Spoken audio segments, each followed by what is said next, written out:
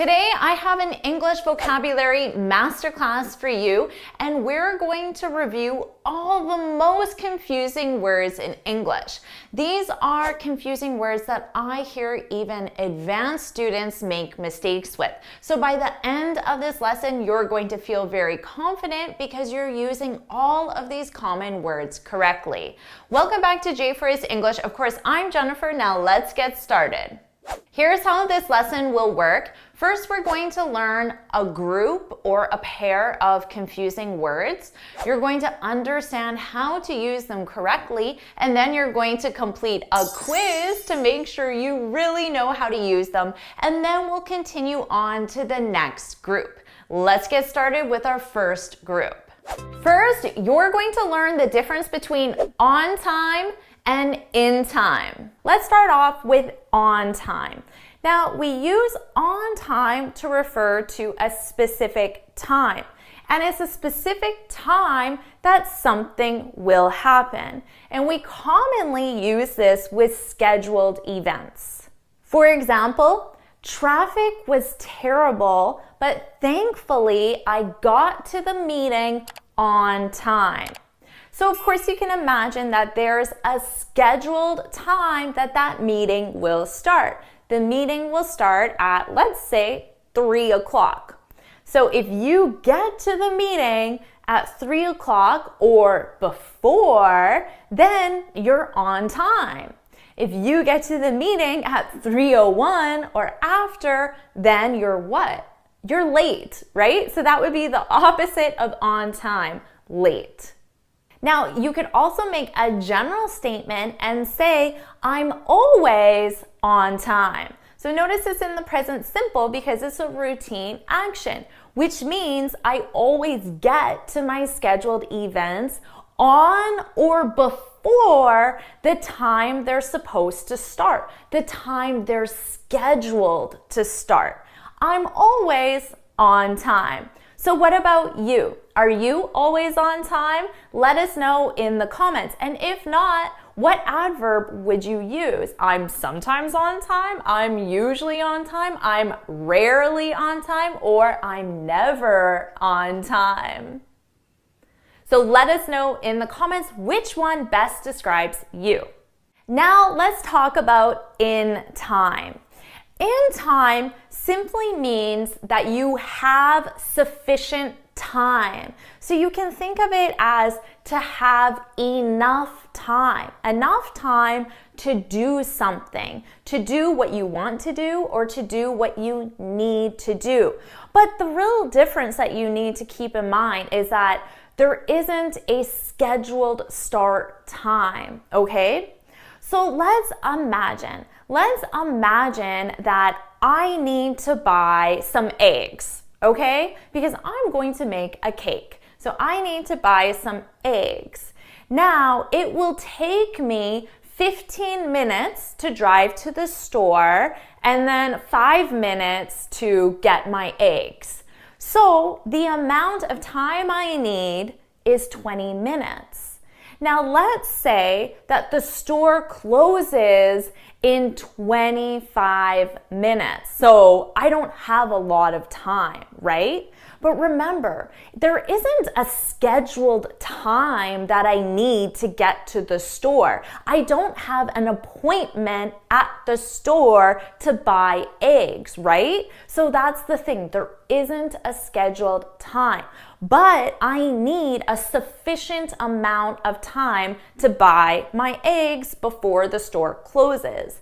So maybe I could say, oh no, I'm not going to get there in time. I'm not going to get there in time. Because remember, I need 20 minutes to complete this task, but the store closes in 25 minutes. Of course, might take me a little bit longer, right? So I might be concerned, oh no, I'm not going to get there in time. It's like saying, I don't have enough time to do what I want to do. But let's say, thankfully, there was no traffic at all and I got there in 15 minutes. Then I could say, whew, I got here in time. I got here in time. It's not on time because there isn't a scheduled event. It's in time simply because it means I have enough time, sufficient time to do what I need to do. Buy eggs before the store closes. So it's a very subtle difference, right? And I think the easiest way for you to know which one should I use is just remember on time is for a scheduled event. If you have a meeting that starts at a scheduled time, an appointment, a class, anything like that, then you would use on time. And if you're just talking about having enough time, sufficient time, then you use in time. The best way to feel confident with these is really to practice. So I want you to leave 2 examples for each. 2 examples for on time and 2 examples for in time. Put them in the comments below, and that way I can review them, and if I see any mistakes, then I can correct them and address them. So now you know the difference between on time and in time. Are you ready for your quiz? Here are the questions. Hit pause, take as much time as you need, and when you're ready, hit play to see the answers.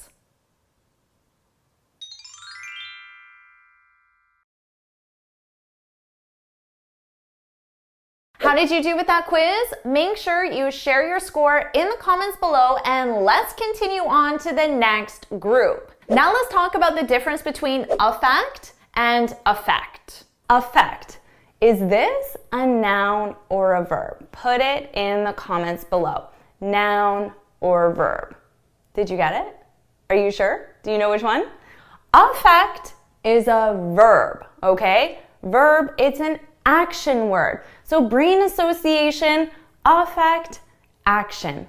Affect, action. That can be an easy way for you to remember that. Okay, so now I'm going to make this very easy for you. Put it in the comments. Effect. Is that a noun or a verb? What do you think? Put it in the comments.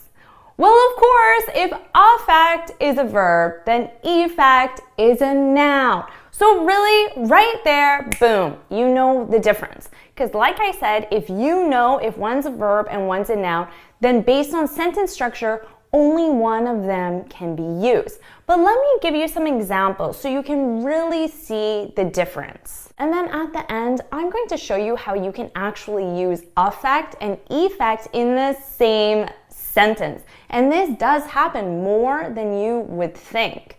So let's start with affect. Like I said, affect is a verb.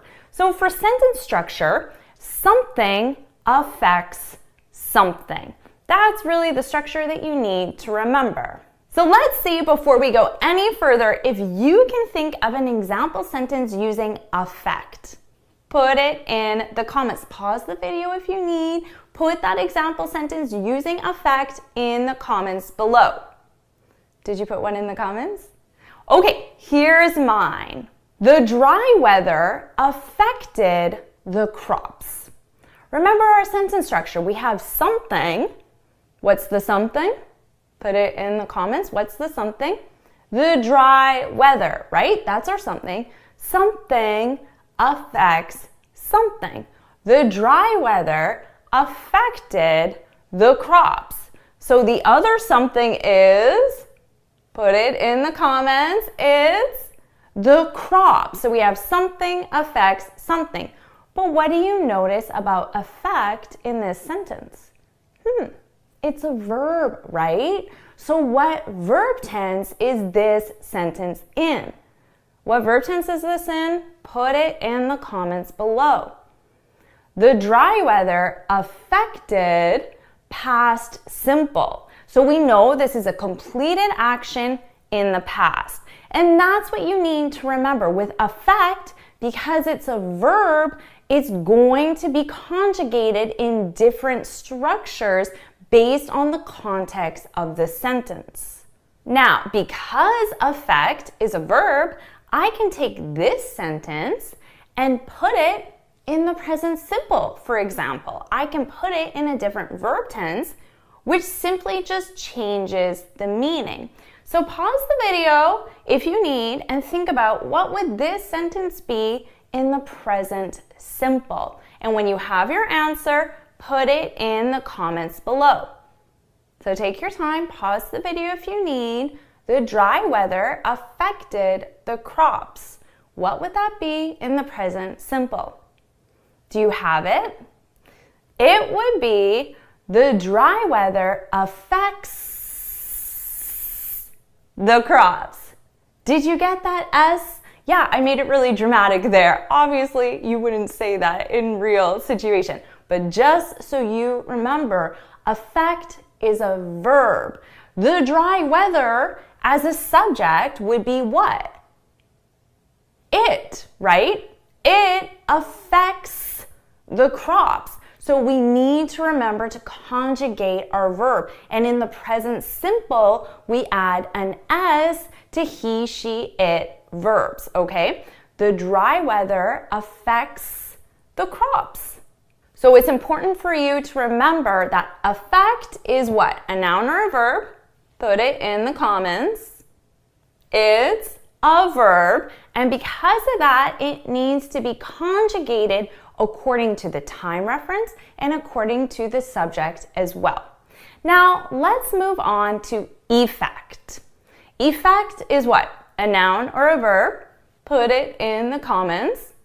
Effect is a noun, and you can think of it as the result of something, okay? Because remember, nouns are people, places, or things. So in this case, it's like a thing. It's the result of something. It's a thing. It's a noun. Effect. And remember, because it's a noun, it could have an article, or it could be singular or plural. Those would be our choices with a noun. So let's take a look at an example. I could say the effect of the dry weather was devastating. The effect, okay? I'm starting my sentence with the noun. The effect of, notice that sentence structure, the effect of something. The something is the dry weather. The effect of the dry weather was devastating. So here, because it's a noun, I need my article in front of it. The effect. Another example, I could ask, did this policy have any negative effects? So notice here, what's different about the noun? I made it plural, right? And I'm not using an article in that case. Did the policy have any negative effects? So were there any results of the policy, and were any of those results negative? Now, just for fun, let's take a look at a sentence using both affect and effect. The side effects of this medication can negatively affect your liver. So pause the video if you need and think about this example. So the side effects. There we're using it as a noun. And that's a very common way we use this as a noun, talking about side effects or the effects of something like in our previous example.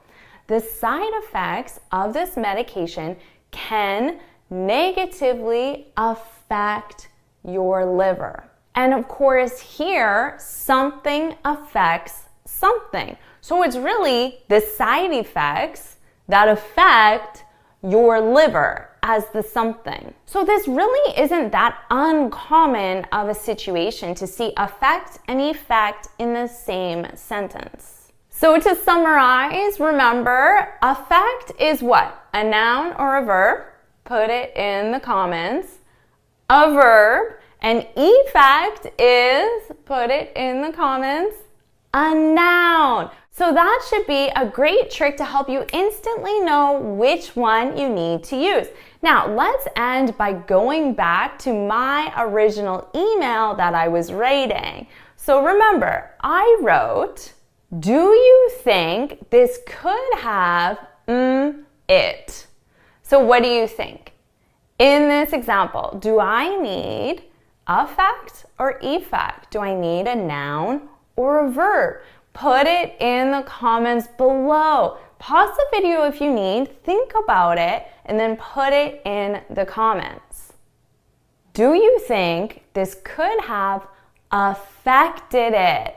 Because I need a verb. Something affects something. And of course, this verb is conjugated according to the sentence.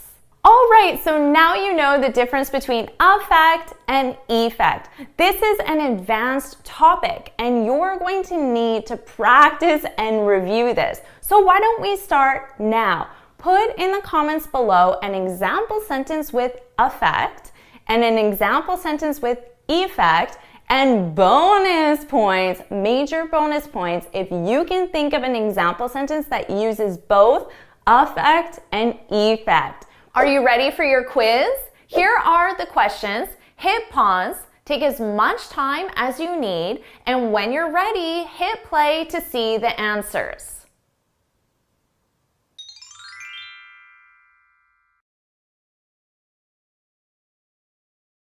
How did you do with that quiz? Make sure you share your score in the comments below, and let's continue on to the next group. I see lots of mistakes with this next one. Let's talk about the difference between borrow and lend. Now let's go back to my original question for you at the beginning. Hey, can you borrow me your car? What do you think about this sentence? Can you borrow me your car? Do you think that this sentence is correct or incorrect?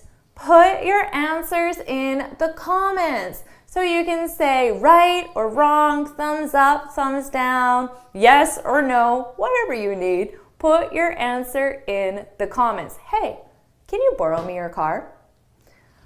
Did you get your answer in the comments? Okay, this is what I hear quite a lot from students, even really advanced students. But I have to break it to you. That's incorrect. And to a native speaker, it's like, what? Borrow me? Huh? It does not sound good. It's because the sentence structure is incorrect, okay? So while I'm explaining the difference between borrow and lend, you really need to pay attention to that sentence structure. So let's start with borrow. Now, when you use borrow, you need to understand that you're the one receiving the item. Let's compare that to lend. When you use lend, you're the one giving the item. Now let's take a look at the sentence structure. With borrow, you borrow something. You borrow something. This is why my original sentence sounded so weird. It might not sound weird to you, but trust me, to a native speaker, that just sounds like nails on a chalkboard, because that's not the sentence structure. You do not borrow someone, okay? When I said, can you borrow me your car? Can you borrow me your car? That's incorrect sentence structure. But there's a really easy fix. All you need to do is get rid of the someone, because it's borrow something, right? So to make my original sentence correct, what would I need to do? Now remember, with borrow, you receive. So as a question, it would be, can I borrow your car? Because I'm the one receiving the car. So can I borrow your car? Can I receive your car temporarily, of course? So let me know in the comments. Can I borrow your car? So now it's your turn to practice borrow. Okay, so let me start you off with the beginning of the sentence. Can I borrow? We're going to use this as a question form. So put in the comments, can I borrow, and fill in the blank. So you need to identify the something. It could be anything. Can I borrow your cell phone charger, your pen, your earrings. Can I borrow $50? It can be anything. Put your example in the comments to make sure you practice this structure. Now let's compare the sentence structure with lend. This is why these two are confused, because with lend, you lend someone something. So with lend, we have the someone identified, okay? So perhaps I'm feeling really generous and I say to you, I can lend you my car this weekend. I can lend you my car this weekend. Because remember, with lend, you give. So I'm giving my car. That's as a positive statement. I can lend you, lend someone something. I can lend you my car this weekend. All right, so now it's time for you to practice lend. Now, with lend as an offer is going to be as a positive statement. I can lend you, and then we need the something. We can change our subject, right? It could be she can lend you, she can lend him, my boss can lend my coworker. We can play around with those subjects, okay? But make sure your sentence structure is subject, lend, someone, something. So put your example in the comments to practice. So what are you going to offer to lend me? I'm excited to find out. Now, one important note before we wrap up. Let's go back to my beginning sentence, which was incorrect. Can you borrow me your car? Can you borrow me your car? So that sentence is incorrect. But there's another way we can change this sentence to make it a question. And that question would be, can you lend me your car? Can you lend me your car? So notice, although lend means to give, notice that subject, right? Can you lend me? So although lend means to give, you're the one giving and I'm the one receiving, right? So in that case, can you lend me your car is exactly the same as, do you know what I'm about to say? It's exactly the same as, put it in the comments if you do, huge bonus points if you get this. Can you lend me your car is exactly the same as, can I borrow your car? So you may need to pause the video and think about it because you need to keep in mind the direction of who's giving, who's receiving, and you need to pay attention to that sentence structure as well. So that's a final exercise you can do before you leave. In the comments, write your own example using the two different questions, although keep in mind that they mean exactly the same thing. So try that out and see if you can get that as well. Are you ready for your quiz? Here are the questions. Hit pause, take as much time as you need, and when you're ready, hit play to see the answers.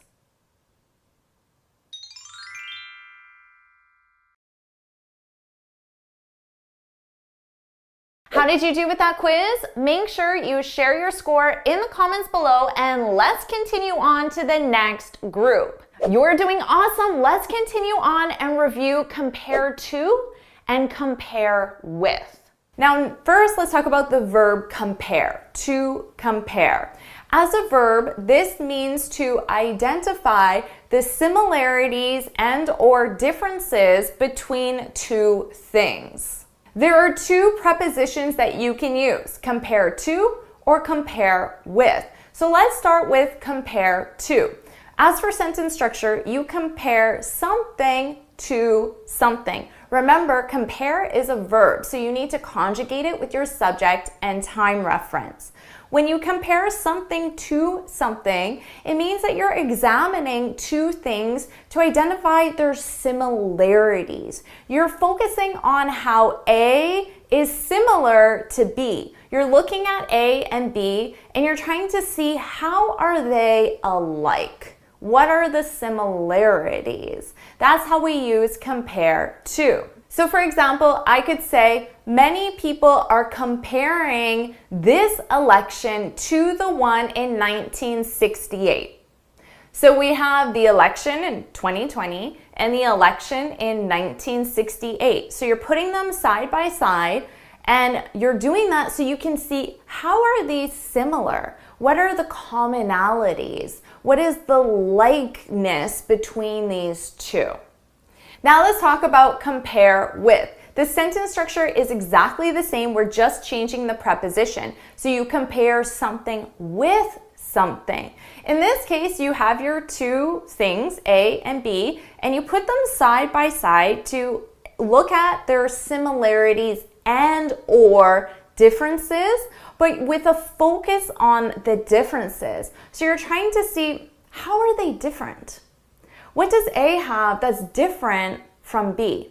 So that's more what you're doing when you compare something with something. So I could also say, thinking about our last example, I could say, let's compare this candidate with this candidate, okay? So we have candidate A, candidate B. I'm going to put them side by side, but this time I want to see how they're different. What is this one doing that this one isn't doing? How are they different? So that's all you need to know. Compare to, focus on similarities. Compare with, focus on differences. Now here's the thing.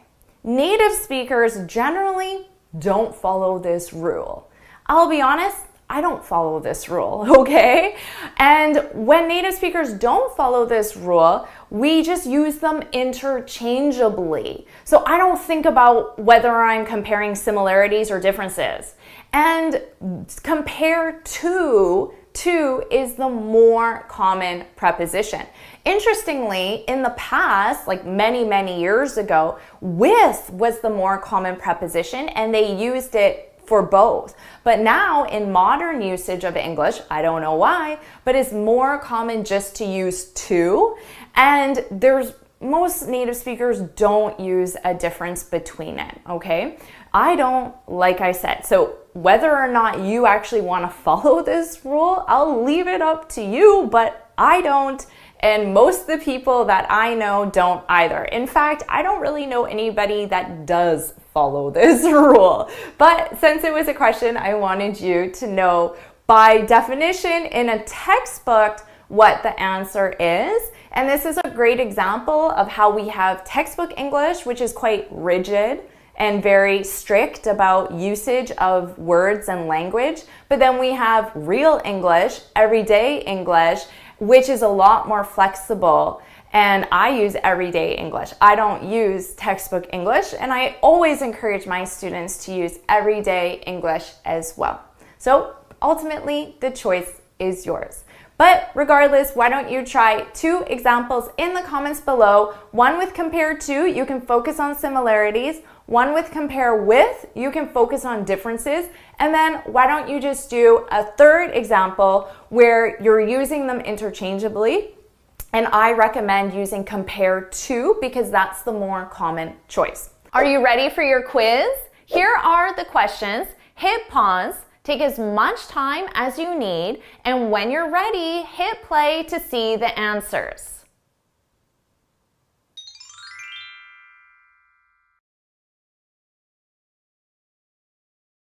How did you do with that quiz? Make sure you share your score in the comments below, and let's continue on to the next group. This next one confuses a lot of native speakers. Let's talk about the difference between compliment with an I and compliment with an E. Now, first of all, you need to know that there's no difference in pronunciation, okay? So if you're using this in spoken English, it doesn't really matter which one you use because they sound exactly the same. But in written English, there's a difference, okay? So just keep that in mind. Now, these two words have very different meanings. Let's start with compliment. Compliment is a verb, okay? To compliment. And for sentence structure, something complements something. Now remember, it's a verb, so it needs to be conjugated according to the sentence. What does this mean? It means to add to something, or to complete something, or simply to go together nicely. Here's a really easy example for you. When I am doing my makeup, I think when I'm choosing my lipstick color, I think, what lipstick would complement my shirt, for example. Or when I'm picking out a shirt, I might think, what shirt would complement my pants? Which combination of things go nicely together? Does this lipstick add to my shirt? Does it complement it? Or does it take away from my shirt? And in that case, it doesn't complement it. So that's a very easy example. If you're a guy, probably picking out a tie. What tie would complement the shirt you're wearing? Now let's take a really fun example. Here we have a delicious piece of apple pie, my favorite pie flavor. Now think about this, okay? Thinking about our definition, to add to complete, to go nicely together. What do you think would complement this apple pie? There's no right or wrong answer. What you think would complement this pie could be very different than what I think. But do you think there are other food items or beverage items that could complement this piece of apple pie? Put your answer in the comments. What complements this apple pie? Remember, it's a verb, so you need to conjugate it accordingly when you put your example in the comments. So stop, pause the video if you need, and put it in the comments. What complements this apple pie? Well, many things could. The first thing I thought of was ice cream. Ice cream definitely complements apple pie, in my opinion. You may disagree, and that's okay. Whipped cream complements apple pie. Now, I've heard many people put a piece of cheese on apple pie, and they think that cheese really complements apple pie. That's one that's for me a little bit, I don't know, it sounds a little weird, but lots of people think that cheese complements apple pie. Now thinking about beverages, maybe a cup of coffee or tea or even hot chocolate, hot apple cider could complement this apple pie.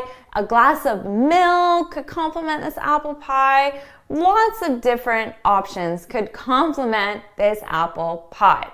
So now you know what complement with an E means. So put an example sentence in the comments. Pause the video and think of an example sentence. And remember, our structure is something complements something. And it's a verb, so you need to conjugate your verb accordingly. Pause the video, put your example in the comments. Now let's talk about complement with an I. This can be both a verb, to complement, and a noun, a complement, or complements. The meaning is completely different than complement with an E. They don't relate to each other at all, okay? So they're completely separate words.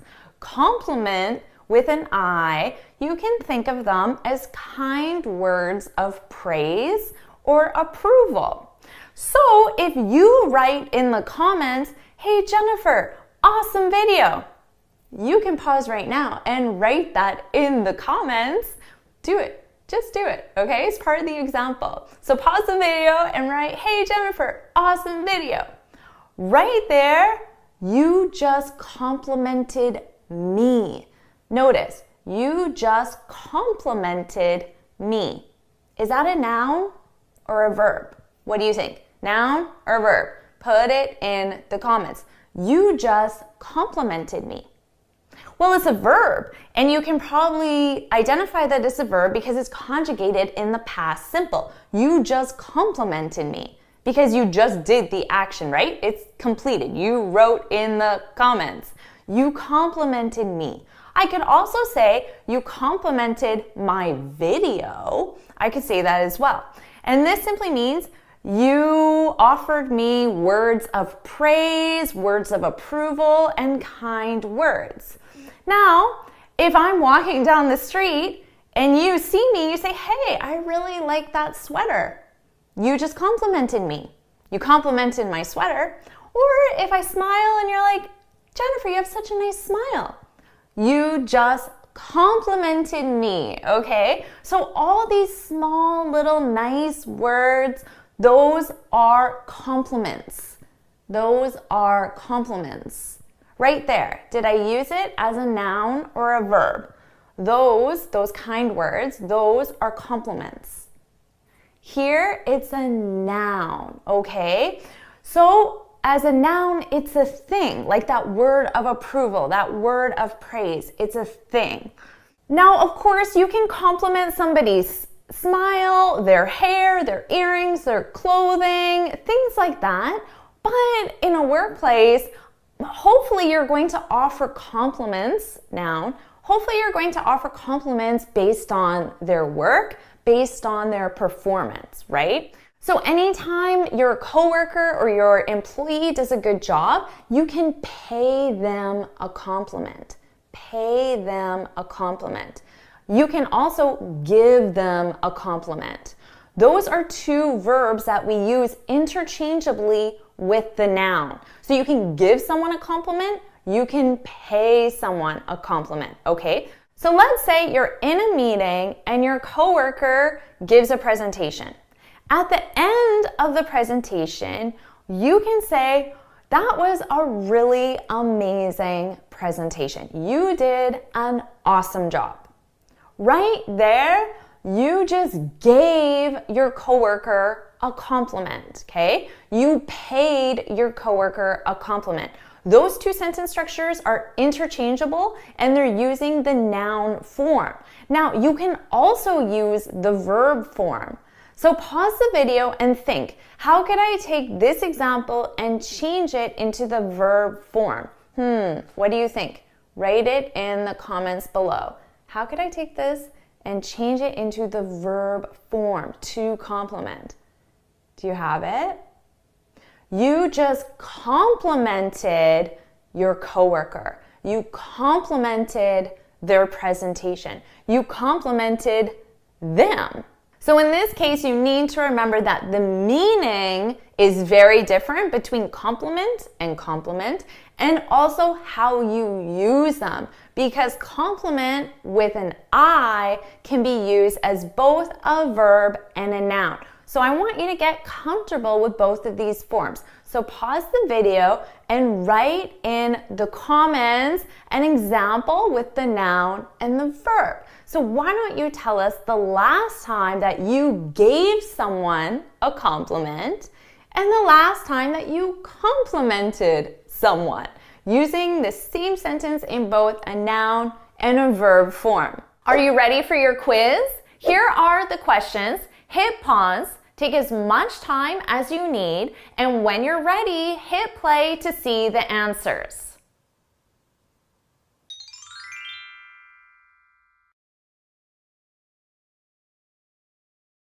How did you do with that quiz? Make sure you share your score in the comments below, and let's continue on to the next group. Lots of students make mistakes with the next pair. Let's review elder and older. Both of these are used to talk about advanced age when making a comparison. So in order to make that comparison, we need two people. One needs to be younger and one needs to be older. So let's take Don and Ed. And let's say that Don is 15 and Ed is 18. So of course, Don is younger and Ed is older. Now let's say Don and Ed are brothers. So Don's speaking, and Don could say, Ed is my older brother.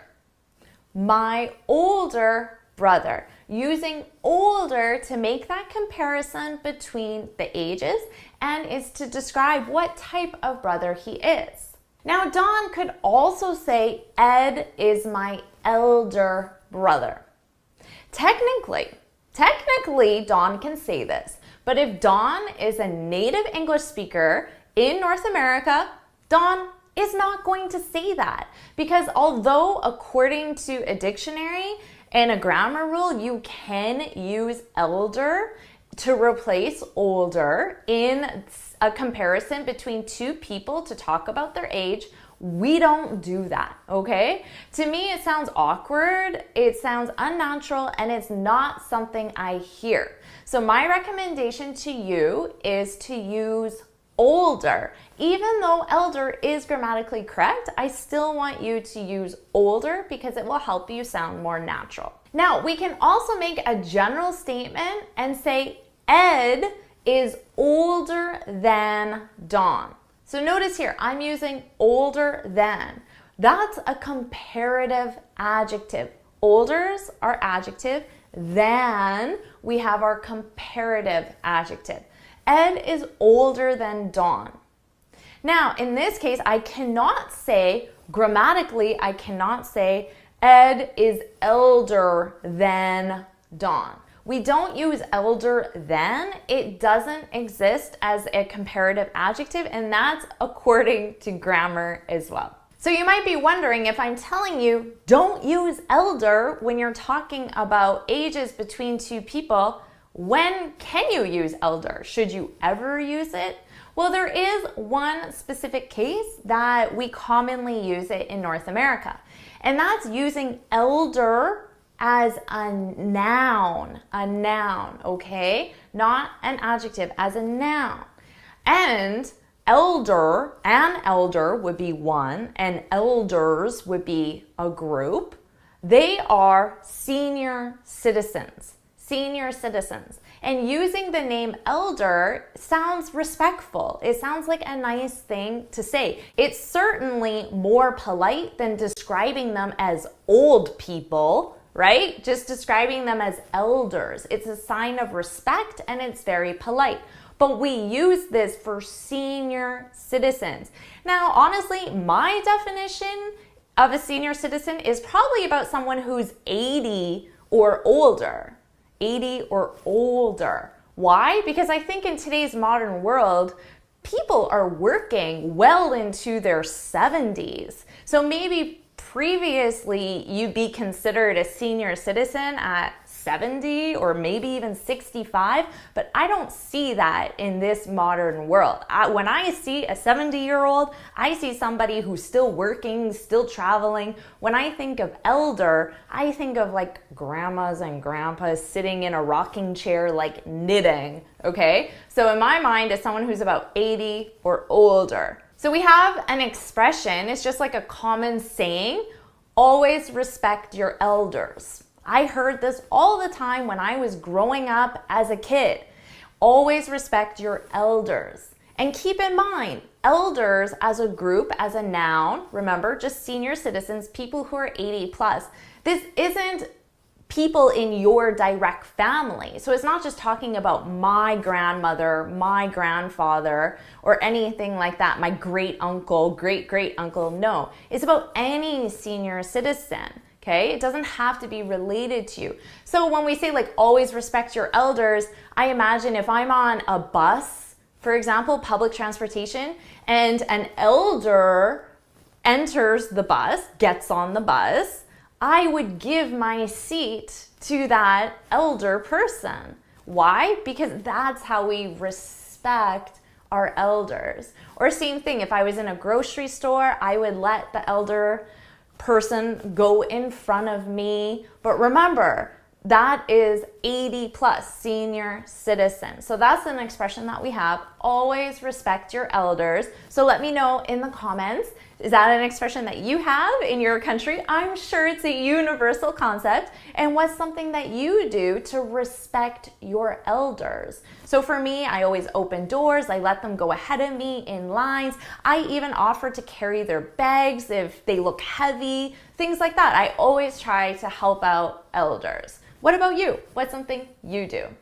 Now, so that's how I would recommend using elders, to refer to a group of senior citizens. And to summarize, when you're just talking about your brother or a family member that is more advanced in age, use older. Don't use elder. You'll sound more natural. So now you have everything you need to use these two confidently, so feel free, leave 2 comments below, one with older, one with elder. I already told you how to use elder. Give us an example of how you respect your elders. Are you ready for your quiz?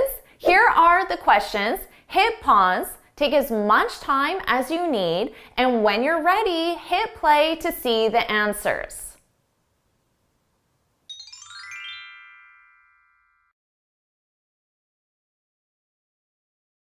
How did you do with that quiz? Make sure you share your score in the comments below, and let's continue on to the next group. I get questions a lot on the difference between employ, employer, employee, and employment. Let's review these now. Let's start with employ. This is a verb, to employ. As a verb, of course, you need to conjugate it with your subject and your time reference. Now, what does this mean? Well, you need to understand the sentence structure of how to use this verb, and someone or something like a company, someone employs someone. And when that someone or something like a company employs someone, that means that they pay them money in order to do a job. That's what the verb employ means. So let's look at some examples. I could say the company employs many students. Now you might think, oh, as a student, they're just doing the work for free, volunteer work, or it's an internship. No, it can't. If you use the verb employ, there has to be money exchanged for work. So it isn't volunteer. Even though that person is a student, if a company employs them, it means they're paying them to do that job. Another example, you could commonly ask, how many people does your company employ? How many people work at your company and receive money in order to do that work? Employee is a noun. You are most likely an employee. If you work for someone else, whether it's a company or an individual, and that someone pays you money to do the work, then you're an employee. You're not an employee if you own your own business and you work for yourself, for example. But if you work for someone else or a company, of course, then you're an employee. Now, as an example, you can ask the same question that we asked before using the verb employ, but this time you would ask, how many employees? How many employees does this company have? Because now we know an employee is someone who works for a company and is paid for it. How many employees does this company have? Or another example, the company gave every employee a raise. So every person at that company that receives a paycheck, they gave them all a raise. All their employees got a raise. Now let's talk about employer. I hear many students, even sometimes native speakers, confuse employee and employer. All you have to remember is employee is the one getting paid and the employer is the one paying the employee, okay? So employer, that's like the boss, it's the company. Employee is the one working at that company and getting paid. So you can think of it as an employer is a company or a person that employs people, now that you know what the verb employ means. For example, let's say you're going to a job interview and they say to you, HR says to you, we need a reference from your last employer. Your last employer. So the last person or company that employed you. Notice how all these words are coming together. Or another example, and this could be a great example sentence that you leave in the comments below, so just think of this. I could say, the government is the largest employer in my city. And this is true because I live in the capital, and in the capital, that's where all the official government business takes place. So the government is the biggest employer in my city. The government employs the most people. So all the employees, they're employees of the government. See how it's all coming together? Now, finally, employment. Employment, you can think of this more as a concept. It's a noun, and it's the concept of paying someone for work. But as a concept, we talk about it more in terms of employment rate, employment level. So you'll see employment used in a lot of statistics. For example, they might say right now, employment levels are at an all-time low. So employment levels, that's simply the number of people employed. Now also, they talk about unemployment. Unemployment, of course, are the people that are not employed, are not working for money, right? So you might say the unemployment rate in my city is really high. So the number of people who are not employed. So now you know how to use employ, employee, employer, and employment. So definitely it's your turn to practice. Try writing 4 sentences, leave them in the comments below, and then feel free to leave a 5th bonus sentence and see how many you can use in one sentence, because they all relate together. So you might need to watch this video again. Are you ready for your quiz? Here are the questions. Hit pause. Take as much time as you need, and when you're ready, hit play to see the answers.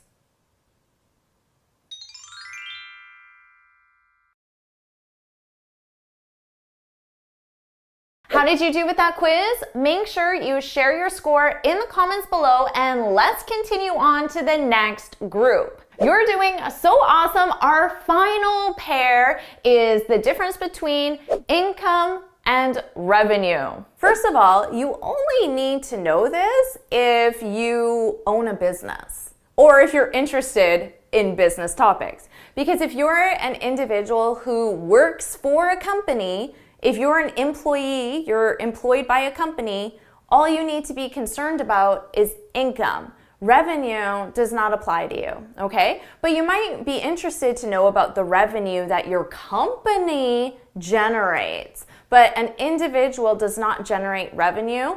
A company generates revenue. So just keep that in mind. So for an individual, let's say you work for a company and you're just concerned about the money in your pocket as an employee.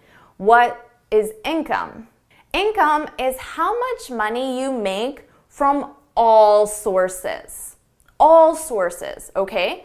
So what does that mean, all sources? Well, let's say that you are a full-time employee, okay? And let's say you have a salary and you make $75,000 a year. But in addition to your full-time employment, you're also an artist. And you like to paint in your spare time. But twice a year, you go to art shows on weekends and you sell your art. You don't consider this a job because you love painting. It's just a hobby of yours, but your paintings are really wonderful and people want to buy them. So you go to these art shows and you sell your paintings twice a year. And from those art shows, you make $20,000 from your art. So your income is not just the money you get from your employer. Your income is all sources of money that you receive. So of course your employer is probably going to be the most important income source, I imagine. But if you have any sort of hobbies that you generate money from, even if you have a garage sale and you make $1,000, technically that's still your income. You sell a bike and you make $100. You would include that in your total income. So your total income is the money you make from all sources. Now, let's go back to the concept of revenue versus income. But remember, this is something that only applies to businesses. Small businesses, large businesses, it doesn't matter. Any type of business. So in a business, revenue is the money generated from all sales. So let's say a company has 5 different products, and each of those products generates some money, and then you add all of those together and that company generates $25 million that year. That's the revenue, the money generated from all sales. Now, what's income in a company? Income is the revenue, which we just learned, the revenue minus the expenses. That leaves you with the income. So let's say you generate that $25 million, but to do that, you needed to spend $10 million in advertisement. So your revenue is $25 million, but your income is your revenue minus your expenses, so your income is $15 million. Now, just in case you're wondering, that is also referred to as net profit. That's just a little bonus expression for you. So there you have it. That's the difference between revenue and income. So now it's your turn to practice. Why don't you leave 2 examples in the comments below, one using revenue and one using income. Are you ready for your quiz? Here are the questions. Hit pause, take as much time as you need, and when you're ready, hit play to see the answers.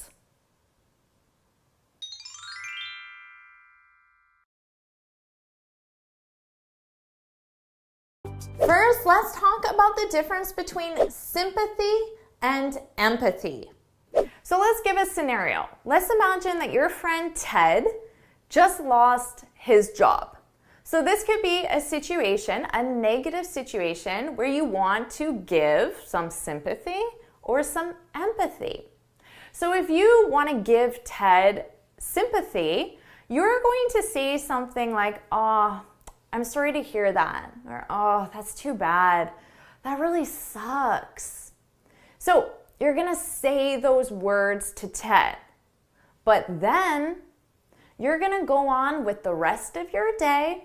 You're going to be happy, you're going to have fun, you're going to do whatever, and you're not really going to think about Ted and his situation anymore. Because sympathy is at the surface level, okay? A situation happens to a friend, a colleague, a coworker, a family member, someone you know, and then you just use your words to offer some words of support, words of comfort, and then you go on with your day. What is empathy, though? Empathy is deeper. Empathy is about emotion. Empathy isn't really about words. Empathy is about trying to understand the emotion that Ted is feeling. So trying to either imagine what Ted must be feeling right now because he just lost his job, the stress he must be feeling, the insecurity, the frustration, the anger, the lack of confidence, whatever emotions that Ted's feeling, you want to understand them.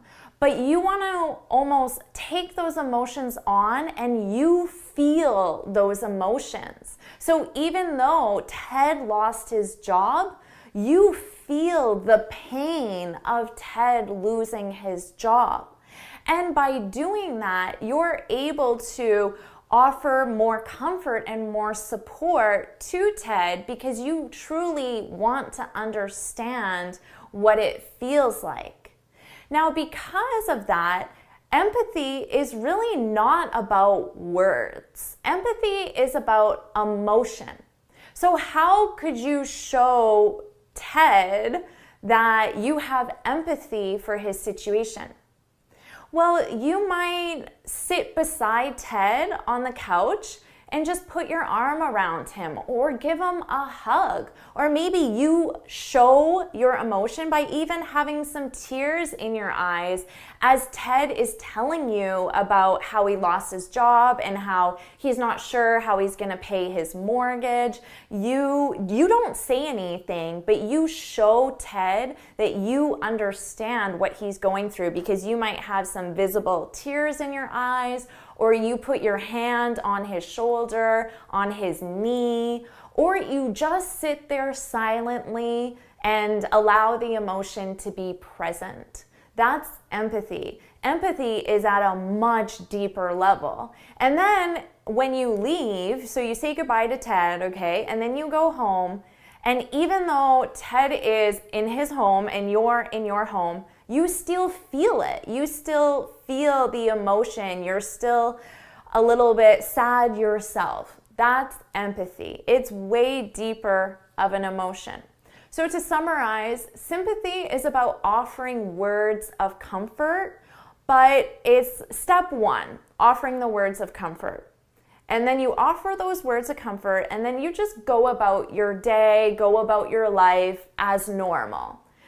Empathy is about taking it further, and it's no longer about words, it's about emotions, and it's trying to understand what someone is feeling or the situation that they're going through at a deeper level, so you can offer support to that person.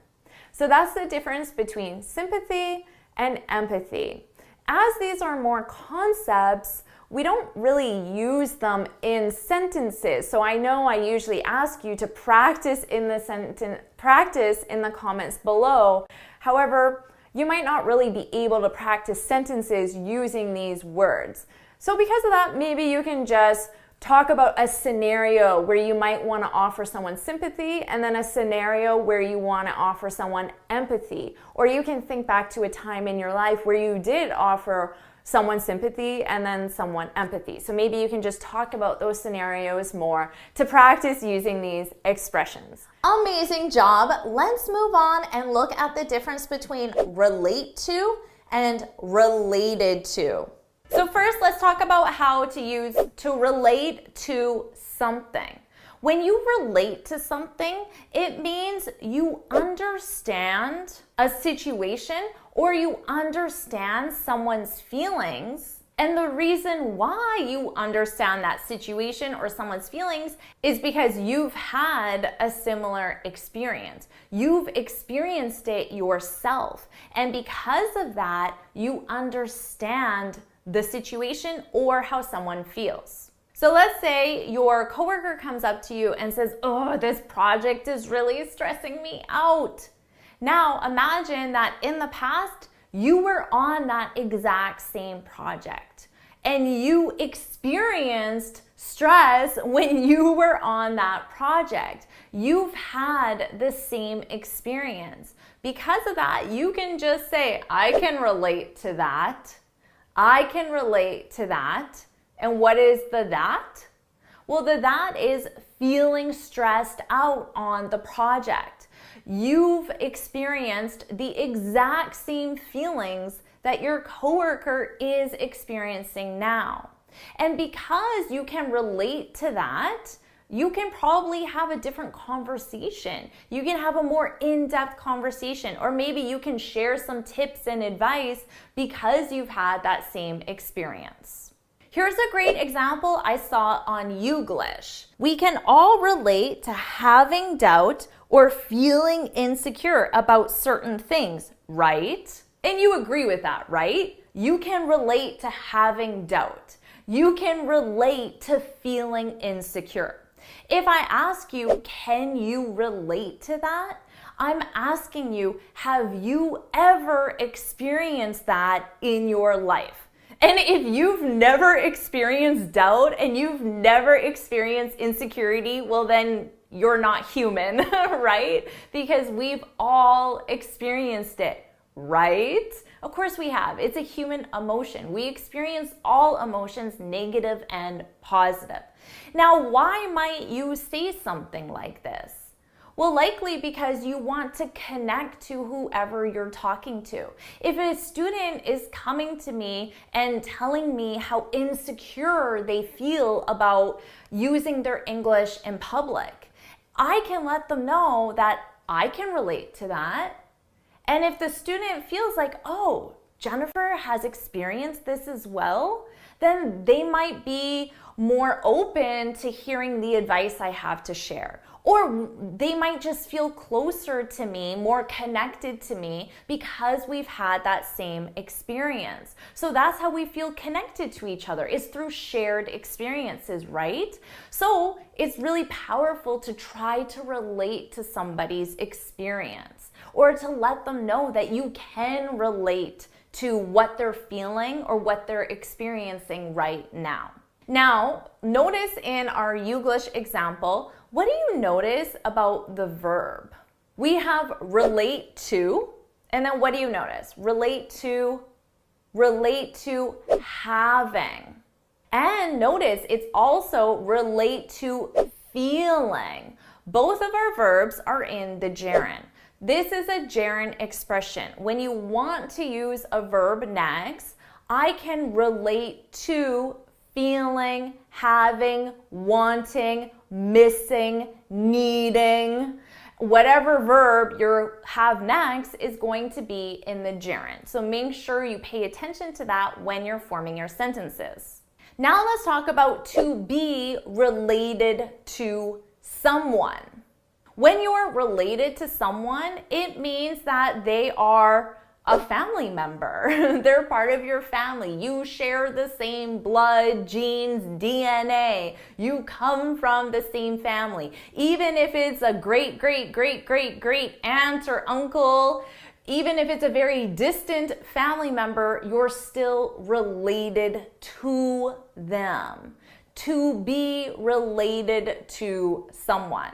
So let's say your friend invites you to their family reunion. And at a family reunion, everybody is going to be related, right? Well, not everybody, because of course other people could bring friends or people they're just dating, for example. They're not related to them. That's a very important point. You're not related to your spouse, the person you're married to, because that would mean you share the same DNA and genes and blood, and that's just a little creepy, right? No, you're not related to your spouse. You're married to them, you're part of their family, but you're not relatives. You're not blood relatives, right? You're related to your mother, father, brother, sister, aunt, uncle, grandmother, grandfather, and cousins, and then the second, the third, the extended family as well, down the family tree. But you're not related to the person you're married to. So you're at this family reunion with your friend, and as you're meeting new people, of course, you're going to ask your friend, oh, how are you related to that person? How are you related to Frank? Oh, he's my second cousin. How are you related to Mary? Oh, she's my aunt. How are you related to Jim? Oh, actually, I'm not related to him. He's married to my aunt. Because you're not related to your aunt's husband, right? Because you're not in the same blood line, the same DNA, the same genes as your aunt's husband. Yes, the husband is part of your family, but you're not directly related to them. Okay, so there is a difference between someone in your family and then being related to someone. So as you can see, there's a big difference between When you relate to something or you relate to someone's feelings and you are related to someone. So there's that difference in sentence structure because it's to be related with the ed, to be related to, but then there's a huge difference in the meaning as well. When you can relate to someone's feelings, you understand their feelings because you've experienced the same thing. And when you're related to someone, you share the same DNA, the same blood, the same genes. They're a member of your blood family. So now you know how to use relate to someone's feelings and to be related to someone. So it's your turn to practice. I want you to leave 2 examples in the comments below. Amazing job. Let's keep going with the difference between either and neither. I'm going to make this explanation real easy for you, and by the end of the video, you'll feel confident using either and neither in sentences. This is definitely an area I see lots of mistakes with, but not just with non-native English speakers. I see this with my friends, with my colleagues, with native English speakers as well. So don't worry too much about this, but I will make it easy for you to remember. Now, before we go any further, I just want you to know that the pronunciation is flexible. So you can say neither, neither, either, either, okay? There's no difference. I might even change them throughout the video. If I do, there's no difference at all. I tend to use either and neither, and that's generally what I hear being used in North America. With that said, let's talk about the difference between either and neither, and let's start with either. In terms of structure, it's going to be either noun or noun. And we use this structure when we're choosing between 2 options. It's really important that it's only 2 options. We don't use it with 3 and we don't use it with 4. We use it with 2 options. Let's take a look at an example. Either Mike or John will help you. So as you can see, we have our structure either noun or noun, right? Now, in terms of meaning, both of these situations are possible. It's possible that Mike will help you. It's possible that John will help you. Now, it's important to note that it's only one person that will help you in the end. So in the end, you will have Mike or John. Either Mike or John will help you. So let's take a moment and practice now that we know how to form a sentence using either or. So pause the video if you need. Think of an example. Remember, the structure is either noun or noun, and then the rest of your sentence. So think about what your sentence is and then put it in the comments below. Now, before we move on, let's talk about different sentence structures using either. Now, it's definitely possible that the nouns, Mike and John in this scenario, the nouns have already been identified, okay? And if that's the case, there are some other sentence structures that you can use. In fact, there are 3 possibilities. They mean exactly the same thing. So let's say that our nouns have already been identified. So I could say, Mike and John are in the office today. So we already set the context that Mike and John are our nouns, right? I don't need to repeat that information. So I could say, Mike and John are in the office today. Either one will help you. Notice here, either one, okay? Of course, either one is Mike, and one is John. I don't need to repeat those nouns because I said them at the beginning part of my sentence. In this case, I can simply say, either one will help you. Now, remember I said there's 3 different choices of sentence structure. I could also say, either one of them will help you.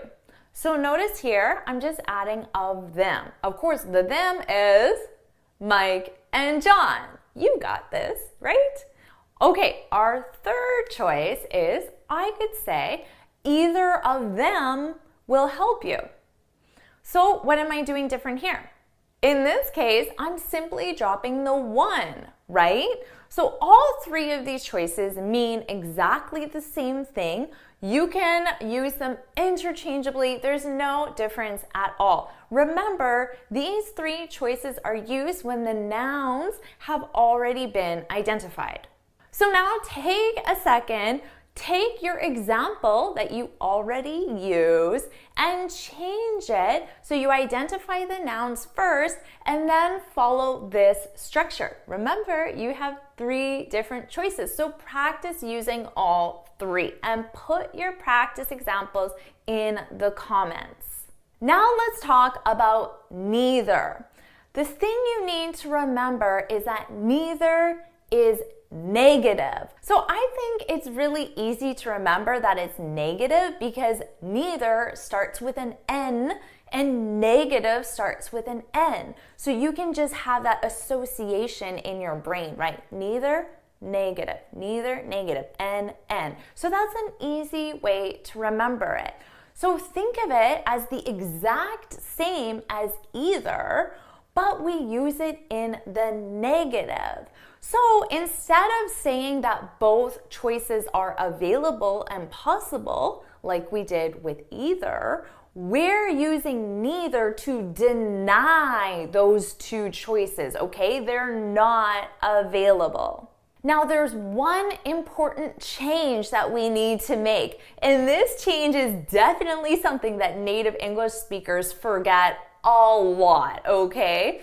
But that change is we have to say neither noun. Do you know what I'm gonna say next? Do you? Put it in the comments if you do. Neither noun nor noun. Now again, I think this should be easy for you to remember because you just put an N in front of or, right? Nor, N negative, neither negative. So use that brain association. I think it will be really easy for you to remember it that way. Neither nor, okay? So let's take our original example with either and put it in the negative with neither. So pause the video, think about that, and put it in the comments. What would our original example be with neither? Put it in the comments. Of course, it would be neither Mike nor John will help you. I don't know why they won't help you, but they won't. Because remember, neither is negative. So we're saying those two choices are not available. So you can think of it as you have two choices, right? John and Mike. John won't help you, Mike won't help you. Neither Mike nor John will help you. Now, the same three different sentence structures that we saw with either are exactly the same for neither. So in that case, it's really easy. We just change either to neither. But remember, it's negative, neither, negative.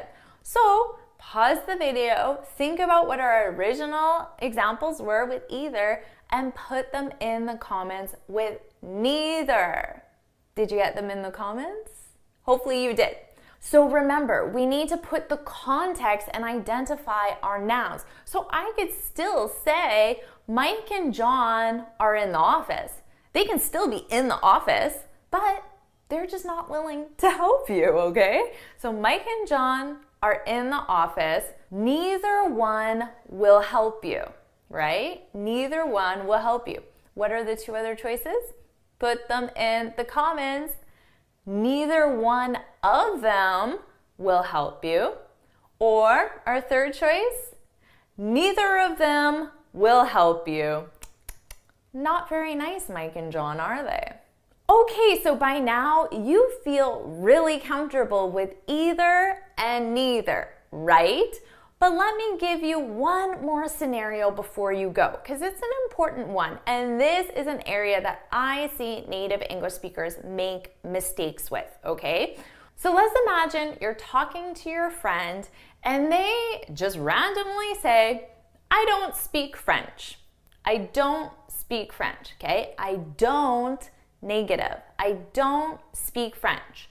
Now, how can we answer this using neither? I don't speak French. What would I say as my answer? Neither do I.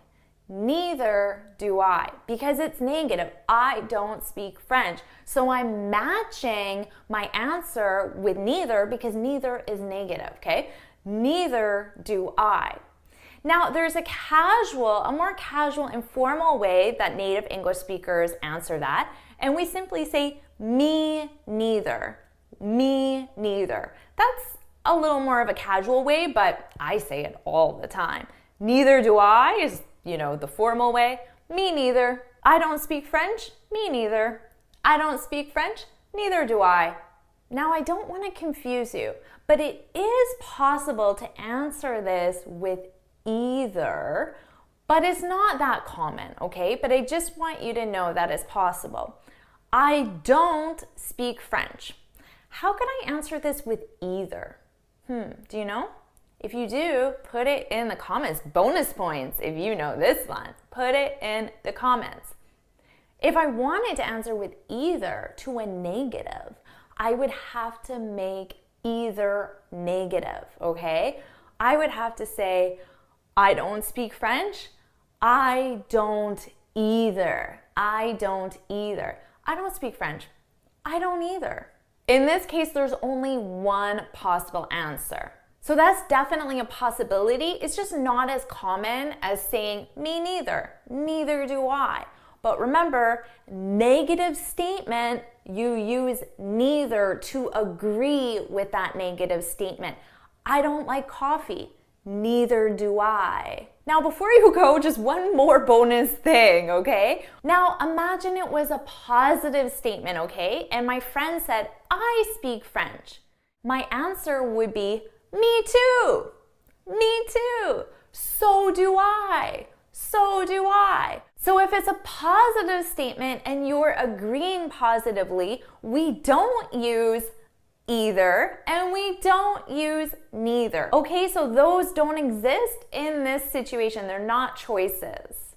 You're doing awesome. Feel free to hit pause and take a break. And when you're ready, let's move on to the difference between anyway, anyways, anyhow, and anywho. And at the end of this lesson, there will be a quiz and you can download the free PDF summary. Let's go. First, let's talk about anyway and anyways. What's the difference between these two? Well, it's very simple. One of these words is grammatically correct and the other is slang. Do you know which one is slang?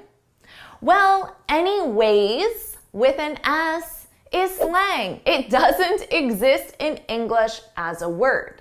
This may surprise you because native speakers use anyways all the time. In fact, I would say that anyways with an S is just as common as anyway, even though technically anyways with an S is not a word in English, it's slang. Regardless, you will hear anyways in formal situations like TED Talks or formal presentations, even from politicians and doctors. You will hear anyways being used all the time. But remember, anyway without the S, anyway is the grammatically correct choice in any situation. Now let's talk about how to use anyway and anyhow. They have the exact same meaning. They're interchangeable, which means you can use anyway or you can use anyhow. It doesn't matter. They're both adverbs and they have 3 common meanings. So let's review each meaning and we'll look at example sentences.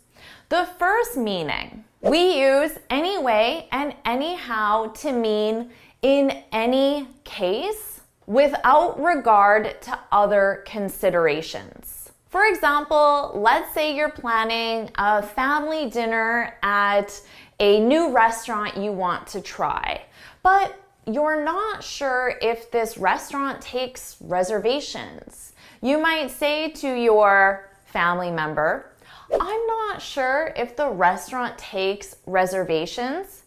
Anyway, I'll call tonight. So this means without regard to other considerations in any case. So it doesn't matter if the restaurant takes reservations or doesn't take reservations, you're going to call. Remember, you can use anyhow and they have the exact same meaning. So I could say, I'm not sure if the restaurant takes reservations. I'll call tonight anyhow. Notice I changed the placement of the adverb. The placement can come at the beginning of the sentence or at the end of the sentence. There's no difference between these two. Anyway and anyhow are also used when you provide a more important reason or consideration. Let's say you find out about a work conference, but you decide you're not going to go. You could say, the conference is out of town. That's one reason you're not going to go. It's out of town, which means it's not in your city or your location. It's in a different city or a different location. So that's one reason. But you want to provide a more important reason why you're not going to the conference. You could say, the conference is out of town and I have another meeting that day anyway. So the fact that you have another meeting is more important than the fact that the conference is out of town. And we use the adverb anyway to show that. With this meaning, the placement of the adverb is also flexible and it can come at the beginning of the sentence or the end of the sentence. So I could also say, the conference is out of town and anyhow, I have another meeting that day. Notice it came at the beginning of the sentence, but I put the adverb and to act as a transition word, and anyhow.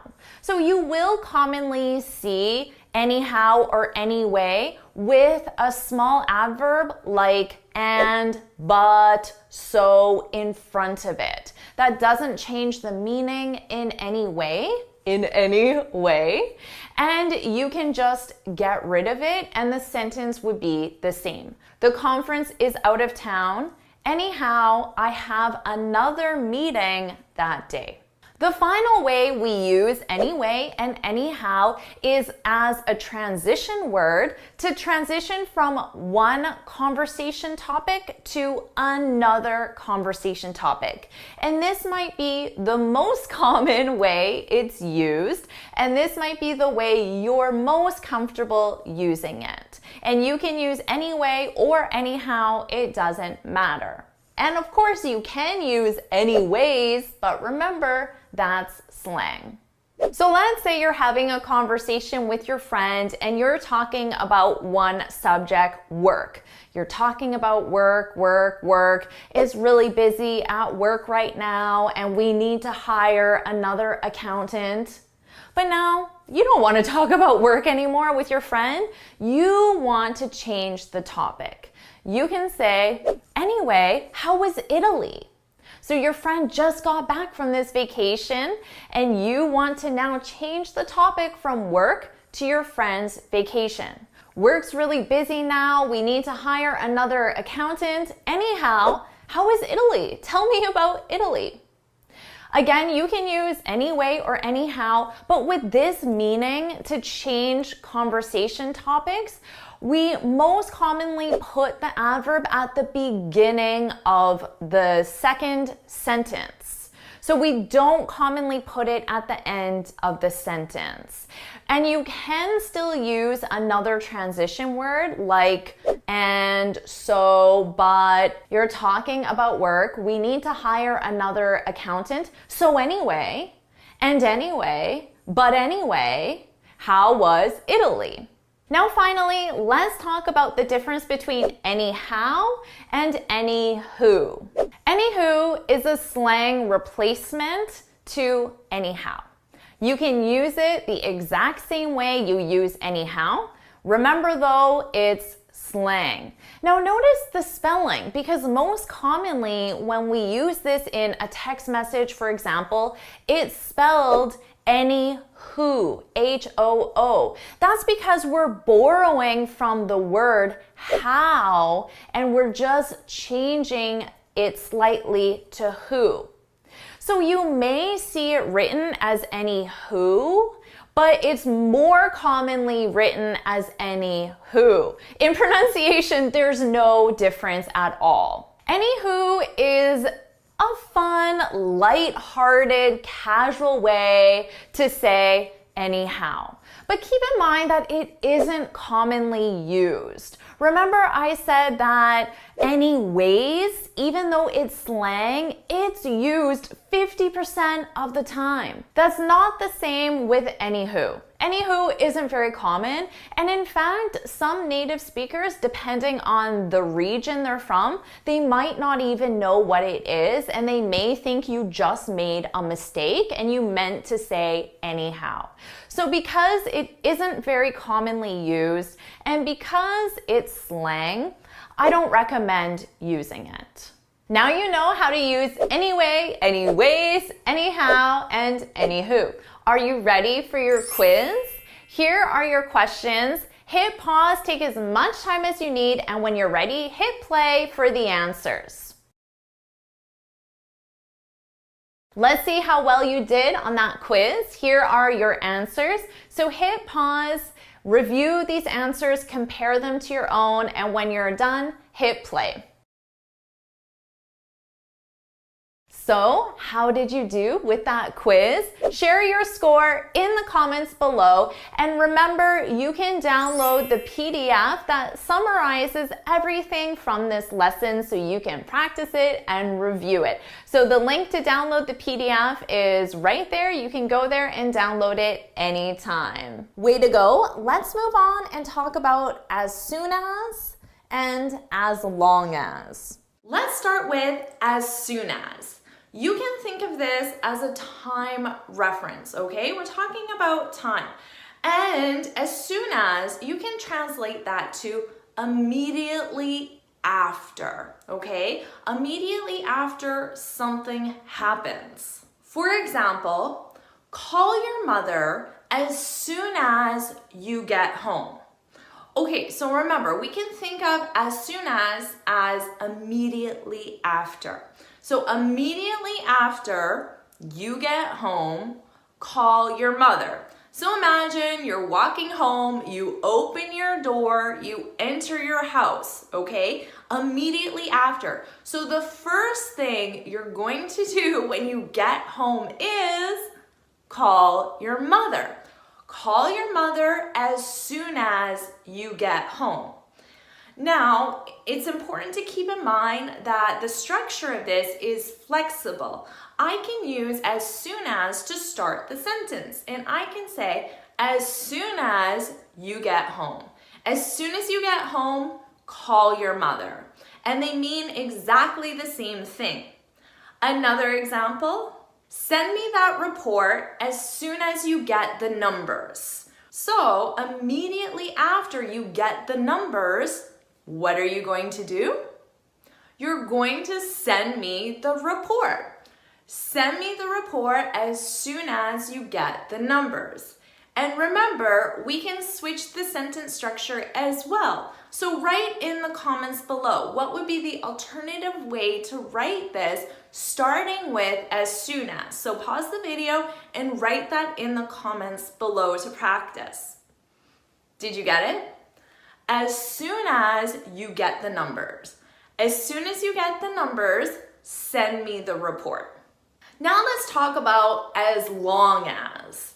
As long as and as soon as are very different. The only thing they share is that they both have as and as, okay? But they're used very differently. Now, with as long as, we're offering a condition, okay? This will make sense with an example sentence. So let me give you an example. I'll go to the party as long as you give me a ride, okay? So there's a condition, right? I will only go to the party if you give me a ride. If you don't give me a ride, I won't go to the party. That's the condition. So we use as long as for identifying a condition. I'll go to the party as long as you give me a ride. Now, just like with as soon as, this sentence structure is flexible as well. So think about this, hit pause, and change the sentence structure so we begin with as long as, okay? Put your answer in the comments below. Did you get it? As long as you give me a ride, I'll go to the party. Another example, I'll help you with that report as long as you buy me lunch. So my offer to help you is conditional, and I'll only help you if, what? If you buy me lunch, right? That's the as long as you buy me lunch. I'll help you with that report as long as you buy me lunch. Now again, think about changing that sentence structure, hit pause, and write the alternative sentence structure in the comments below. Did you get it? As long as you buy me lunch, I'll help you with that report. To summarize, we have two great conjunctions. As soon as, which you can think of immediately after something, and we have as long as, which is used to offer a condition. All right, now you know how to use as soon as and as long as confidently. Now you practice. Make sure you write one example with as soon as and one example with as long as in the comments below. And then change that to the other sentence structure so you get comfortable with both of them. You're doing amazing. Let's keep going and talk about as well and as well as. First, let's talk about as well. As well is used when we add an additional piece of information. You can think of it as the same as to. So let's say your friend says, I have to go to the bank. Now, you have to go to the bank. So you have to go to the bank, your friend has to go to the bank. So we can use as well. So again, your friend says, I have to go to the bank. You can say, I have to go as well, as well. So here is like saying to. You both have to do the same action. Or let's say it's early in the morning and you go to your favorite cafe for a cup of coffee. So you order and you say, I'll have a coffee. But then you notice those muffins look delicious. So then you add, and a muffin as well, as well. So you can add as well. I'll have a coffee and a muffin as well. So we're adding as well, our adverb, to the end of a sentence. Notice that. Sentence structure, the placement is at the end of a sentence, and it's used when we're adding an additional point, a point that complements our first point. Now, as well as is used in a different way. The meaning is more advanced. It's more of an advanced grammar topic.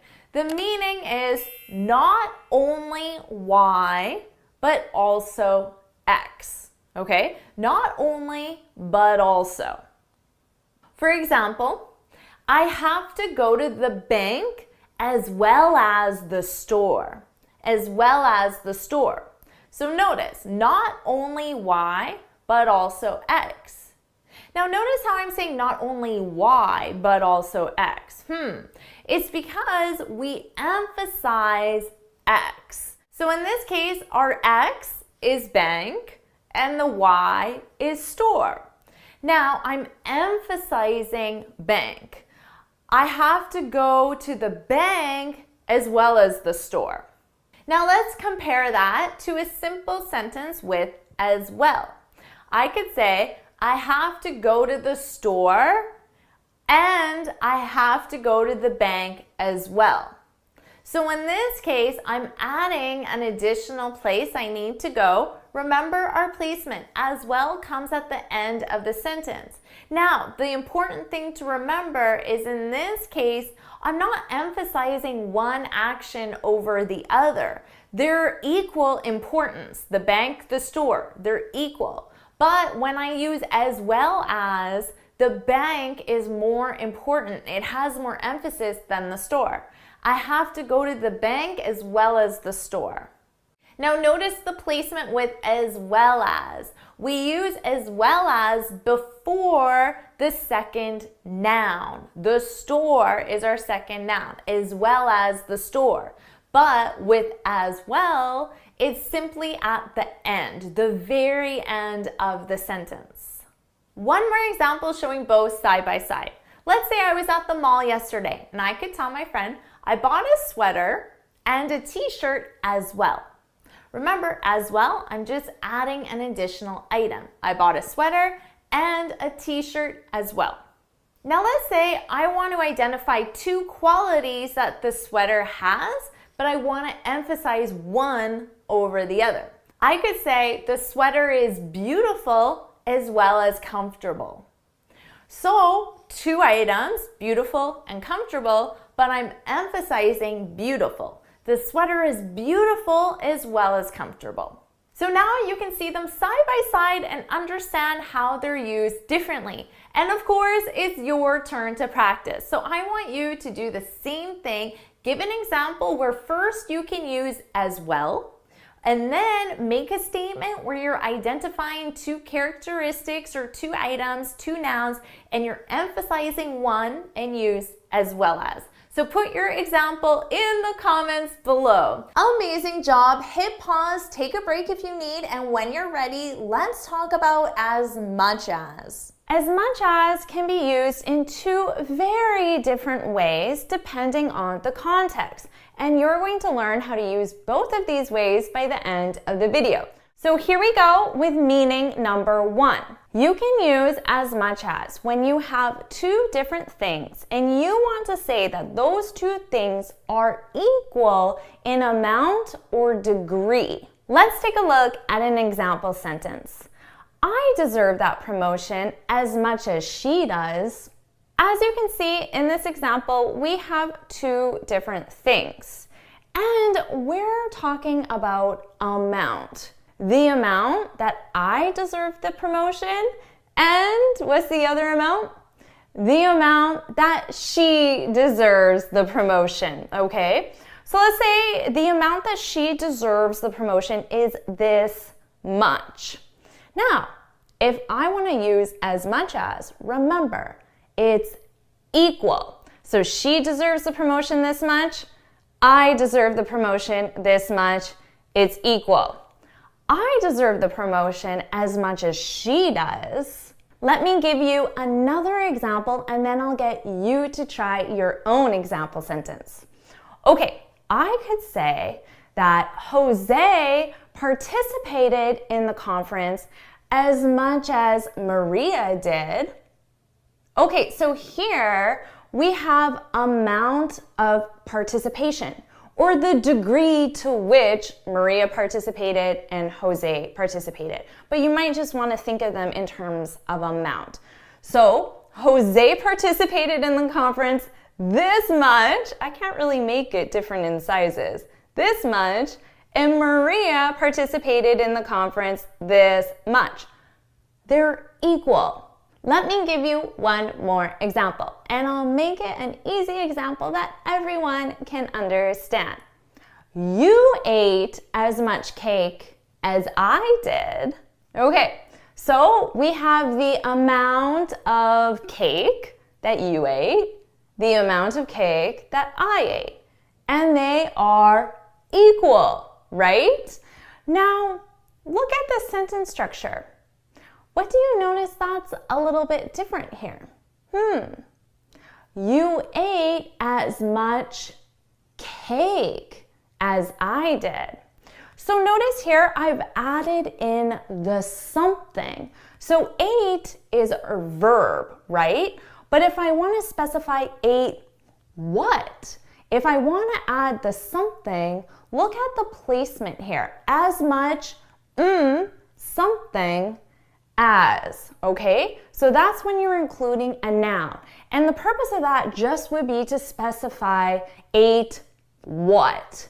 I could leave out cake. I can leave that something out, and I could simply say, I ate as much as you did. Now, the only difference here is that I'm specifying cake, right? But if cake is on the table, it's obvious based on context that we're talking about cake. I don't necessarily need to include that in the sentence, but I wanted you to be aware of that sentence structure when we include a something. So now you know how to use the first meaning of as much as. And remember, we have two things, and they are equal in amount or degree. So now it's your turn to practice. I want you to think of an example using as much as and put your example in the comments. I think you can have a lot of fun thinking of an example for this one. So put your example in the comments. Did you get it in the comments? Okay, great. Now let's move on to meaning number 2.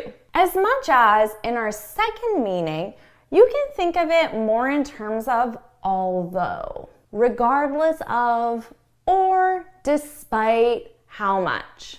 That probably doesn't give you much information, does it? So as always, it's easier to just see this in an example. I could say, as much as I want to stay, I have to go. Notice here, as much as is at the very beginning of our sentence, okay? As much as I want to stay, I have to go.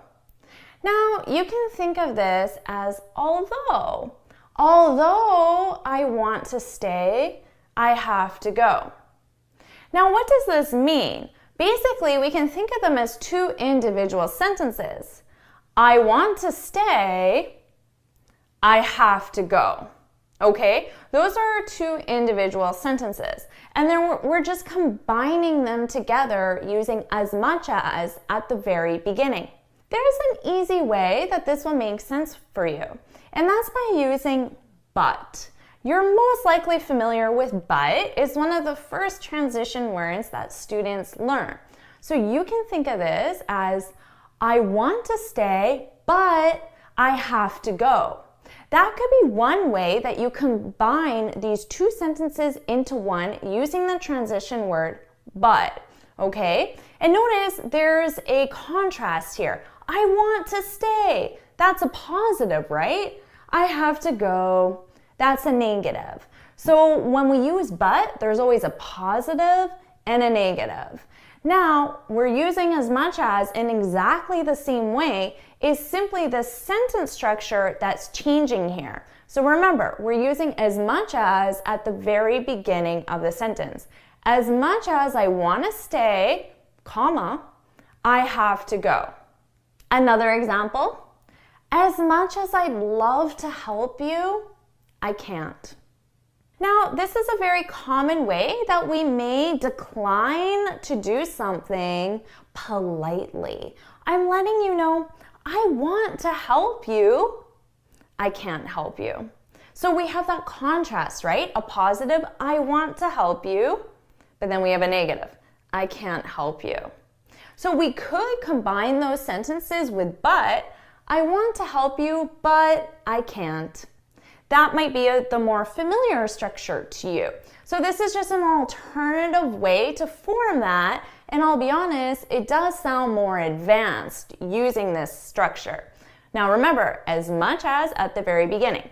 As much as I want to help you, I can't. So when you hear as much as, you know that there's going to be a contrast. So when someone says, as much as I want to help you, even if they don't say the end part, I know they're not going to help me, because that's how we use as much as, is with a contrast. So just keep that in mind. It can be a polite way to decline doing something. For example, you could use it as a polite way to decline an invitation to a party. Your friend invites you to a party, and you can say, as much as I'd love to go, I can't. So as much as I'd love to, that's the positive, right? I want to go to the party. But then the negative is, I can't. I'm busy. I have to work. I have a deadline. I don't have a way to get there. Whatever the reason is, as much as I'd love to go, I can't. So that could be a polite way to decline an invitation. So now you try using this advanced structure where you need a contrast, okay? And remember that placement, as much as, is going to be at the very beginning. So pause the video now if you need, think of your example, and then leave it in the comments. This is definitely an advanced structure that's going to make you sound very fluent and very advanced in English. So you need to practice this.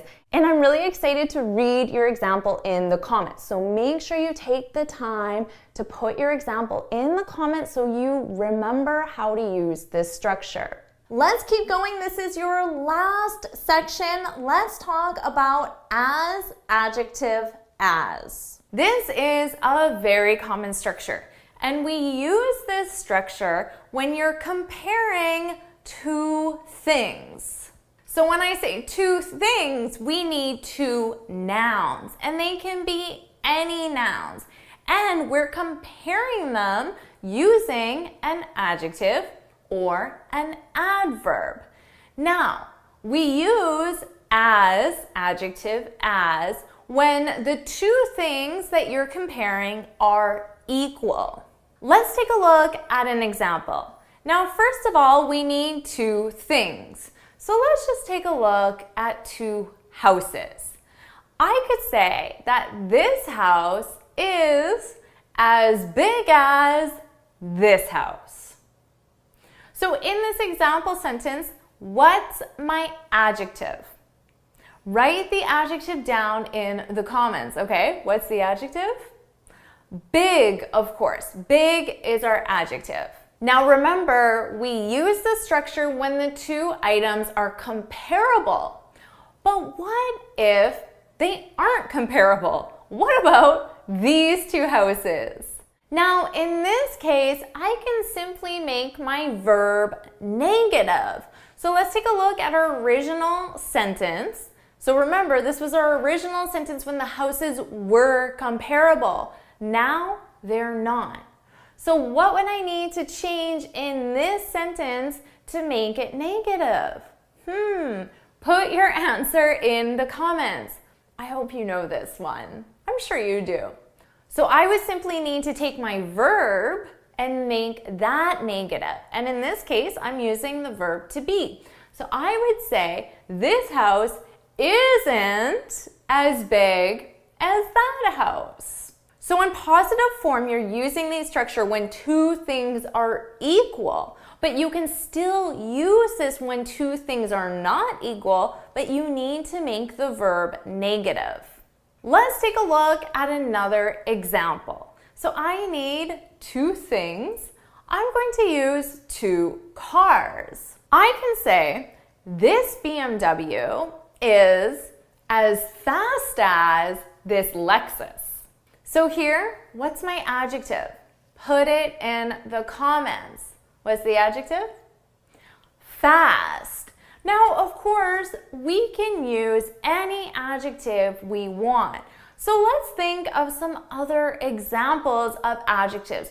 What other adjective could you use instead of fast? What do you think? Anything come to mind?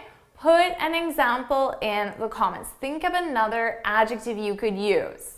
Well, I could talk about money and say that this BMW is as expensive. Expensive is the adjective that deals with money. This BMW is as expensive as this Lexus. Perhaps I could say this BMW is as nice as this Lexus. So what adjective did you use in the comments?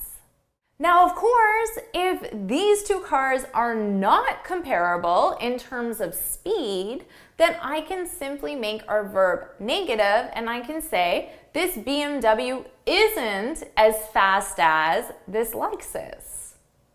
And again, I can use any adjective. All right, so now it's your turn to practice. I'm going to give you two images and I want you to form a positive sentence using as, adjective, as. So here are your two gardens. Now, what sentence could you use? This garden, this garden. So take your time, as much time as you need, think about an adjective and put it in the comments below. Make sure you do this. You need to practice this. Did you get it in the comments? So of course, the first adjective that came to my mind was beautiful. We could also have pretty, colorful, lush, well-maintained, and maybe some other adjectives. So I'm looking forward to seeing what you had in the comments. Now, as a final exercise, I want you to take your example and make it negative, okay? That should be pretty easy for you by now. So using beautiful, I would simply say, this garden isn't as beautiful as that garden.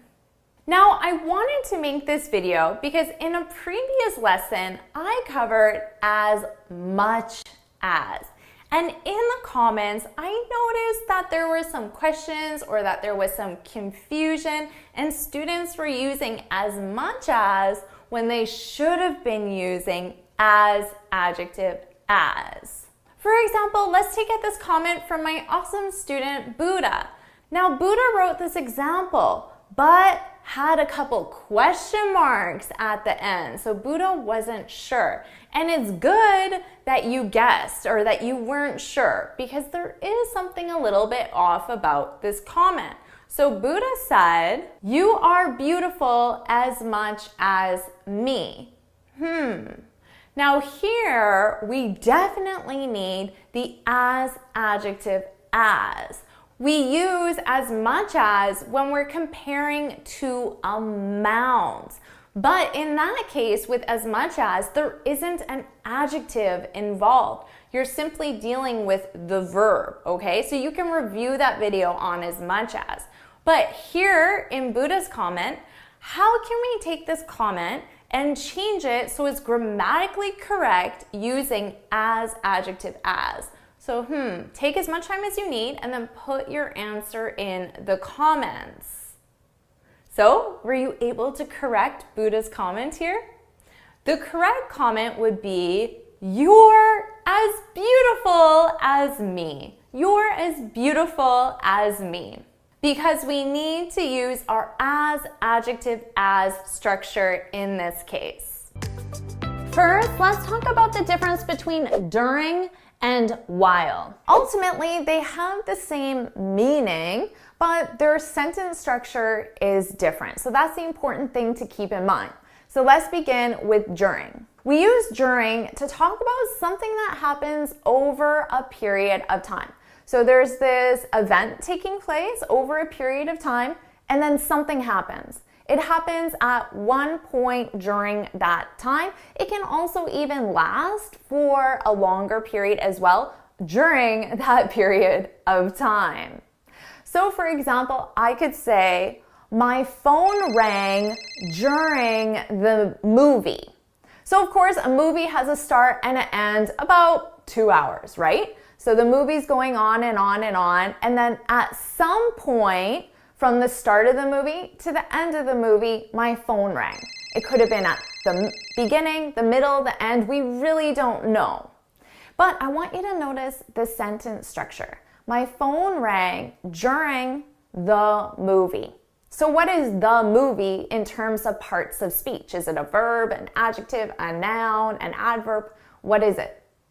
It's a noun, And that's the important thing to keep in mind. We use during plus noun, So remember that, because that's important when we talk about while. While is used to talk about something that happens at the same time as something else. So just like during, we have one action that's taking place with a start and an end. And then while, another action will happen at some point as well. Now, it can happen for a period of time, it can be shorter or longer, but it has to happen between the start and the end of another action. So if you're thinking, well, that sounds exactly the same as during, because with during, we had a start and an end, and then an action happens. You're right. The meaning is basically the same, okay? But it's the sentence structure that's different. So listen to this example. My phone rang while I was watching the movie. My phone rang while I was watching the movie. Comparing that to during. My phone rang during the movie. So we already know that during we need a noun. With while, we use a clause. So we need a subject, a verb, and then an object. So you can think of it as a sentence. My phone rang while, subject, I, then verb, was watching the object, the movie. While I was watching the movie. I can't say while the movie. I can't say that. And I can't say during I was watching the movie. I can't say that either. So basically, it's the same meaning, it's just different sentence structures that will tell you which one you want to use. If you're using a noun, it's during. If you're using a clause or a sentence, then it's while. So now it's your turn to practice. I want you to leave 2 examples in the comments below, one with during and one with while. Are you ready for your quiz? Hit pause, take as much time as you need, and when you're ready, hit play to see the answers.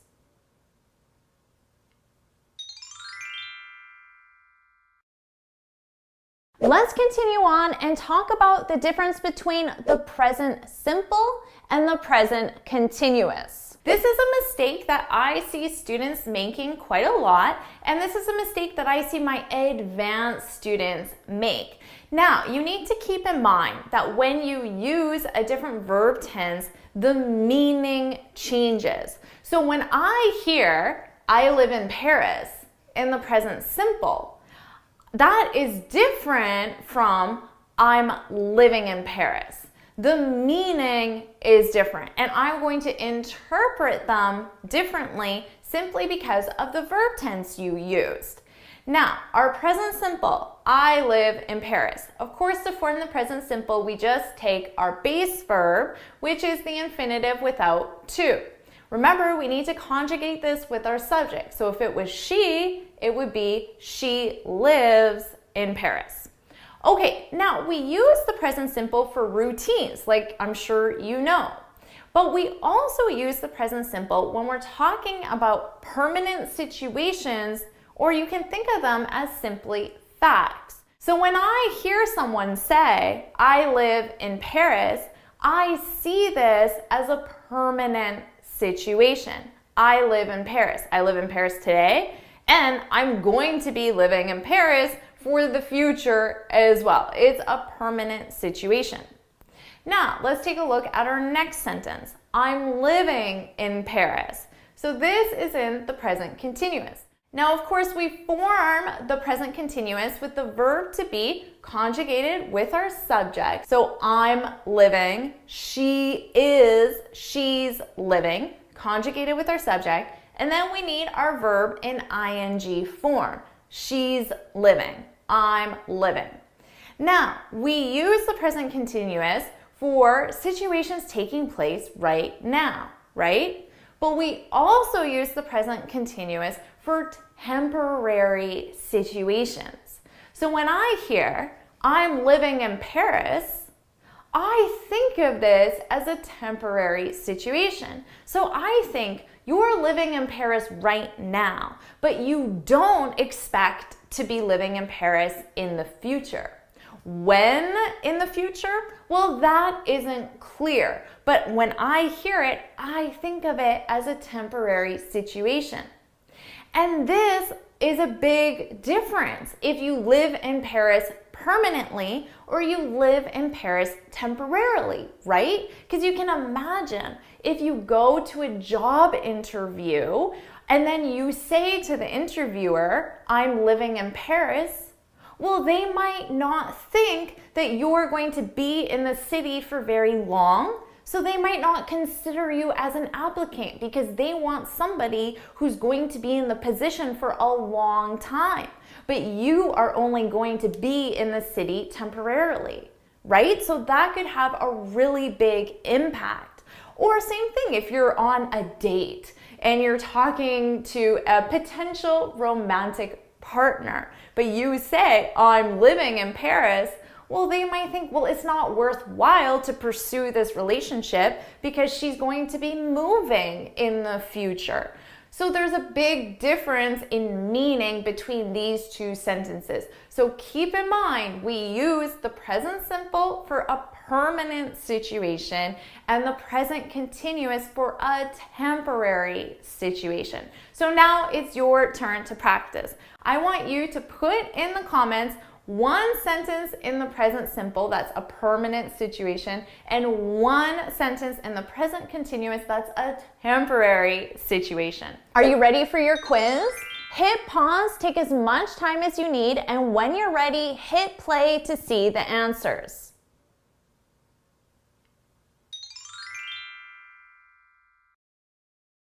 Let's move on and talk about the difference between was and were. Now, of course, both was and were are the past forms of the verb to be. And we use was and were in different grammatical structures in English. The most common time you'll see was or were is in the past simple. So let's just take a present statement. Let's use to be late. So here we have the verb to be late. Now, if I want to make a sentence in the past, for example, yesterday I. Now, I take my verb to be and I need to conjugate this in the past. There are two different choices, was or were. Your choice depends on the subject. So in order to know which one you need, was or were, you simply look at your subject. Yesterday, the subject is I. Yesterday, I was late. Yesterday, I was late. Yesterday, you were. Yesterday, you were late. Yesterday, she was late. Yesterday, he was late. It was late. So notice, he, she, it, those are our three options for the third person singular subject. The third person singular is conjugated with was. Yesterday, we were late, and yesterday, they were late. So you can see that the subjects I and third person singular use was. The subjects you, we, and they use were. That's what you need to remember. So pause the video now, take as much time as you need to memorize this. You simply need to memorize this. Now, the same rule applies when we use the verb to be in the past in different grammatical structures. So this example was using the past simple. Now, we also use the verb to be in the past with the past continuous. The past continuous is formed with subject, was or were. Your choice depends on your subject, right? And then your verb in ing form. I could say, yesterday I was running late. We were running late. He was running late. They were running late. So it's the same rules that we just covered. That doesn't change even though we're using a different grammatical structure. This time it's the past continuous. Now we also use the verb to be in the past, so was or were, depending on the subject, in the passive voice. So let's take an active sentence, and I could say, the present surprised me. The present surprised me.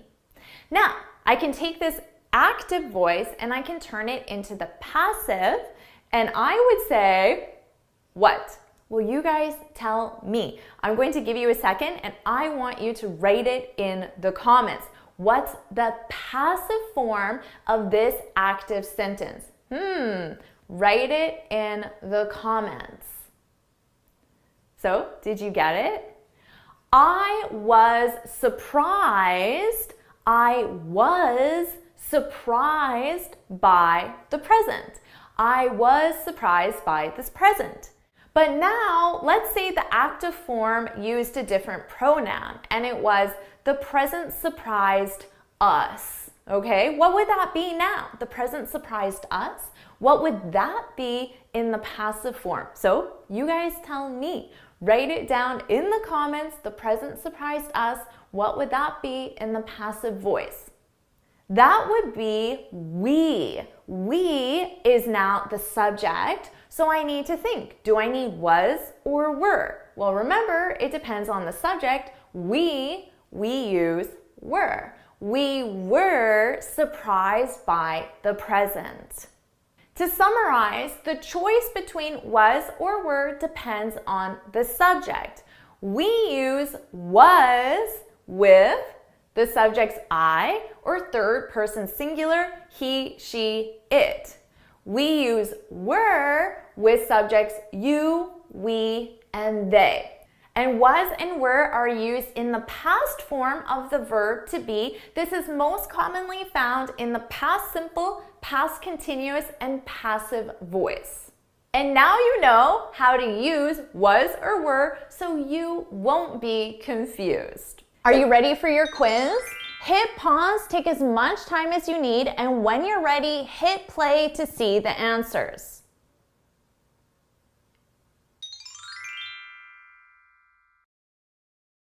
Let's move on and talk about the difference between you and me or you and I. Now, the absolute easiest way to know which one you need to use is always drop the you or drop the other person involved and just ask yourself, in this sentence, do I need me or I? Because when you answer that question, in every scenario, all you need to do is then add in the you and it will be correct. So let's take an example of this and I'll show you what I mean. For example, give that to, give that to I, give that to me. What do you guys think? I or me? Put it in the comments below. Give that to I, give that to me. It would be, of course, me. Give that to me. So now, all you need to add is another person. You could say, give that to my brother and me, for example. Give that to my brother and me. So it doesn't matter who you add after. Let's try another example. Let's say you're walking down the street and you see this beautiful garden and you ask a stranger, you say, can you take a picture of... Can you take a picture of I or of me? Can you take a picture of I? Can you take a picture of me? Which one do you think? Put it in the comments below. Can you take a picture of me? So now you just add, can you take a picture of my friend and me? My friend and me? My friends and me? It doesn't really matter what you put in. So let's try another example. Went to the party. Went to the party. So is this me went to the party or I went to the party? What do you think? Put it in the comments. Of course, it's I went to the party. So all we need to do is add in my friends and I. You and I went to the party. Doesn't matter what you put before I. So one more example. Ran a marathon. I ran a marathon. Me ran a marathon. What do you think? Put it in the comments. I ran a marathon. So now I know it's I, so I can just add you and I ran a marathon. My friends and I, my husband and I, my boss and I. Doesn't matter what you put in. My sister and I. It doesn't matter. So that's the easiest way for you to know if you need you and me or you and I. Just drop the you or drop the my friends, drop the whoever it is, my coworkers, and just ask yourself, do I need me or I in this sentence? Now, if you're not sure if you need me or I, you just have to remember this one thing. I is always the subject of a sentence. The subject of a sentence, okay? And what's me? Me is the object of a sentence. So just to quickly study this topic, let's go back to our example of, can you take a picture of me? Can you take a picture of my friends and me? Okay, so who's the subject in this sentence? Can you? So you are the subject in this sentence. You are doing the action. I am receiving the action. I'm the object in this sentence. Can you take a picture of me? So I'm not doing the action, right? So the subject is the one doing the action. The object is the one receiving the action. So that's just a quick overview, but that is how the easiest way to tell if you need you and me or you and I. Are you ready for your quiz? Hit pause, take as much time as you need, and when you're ready, hit play to see the answers.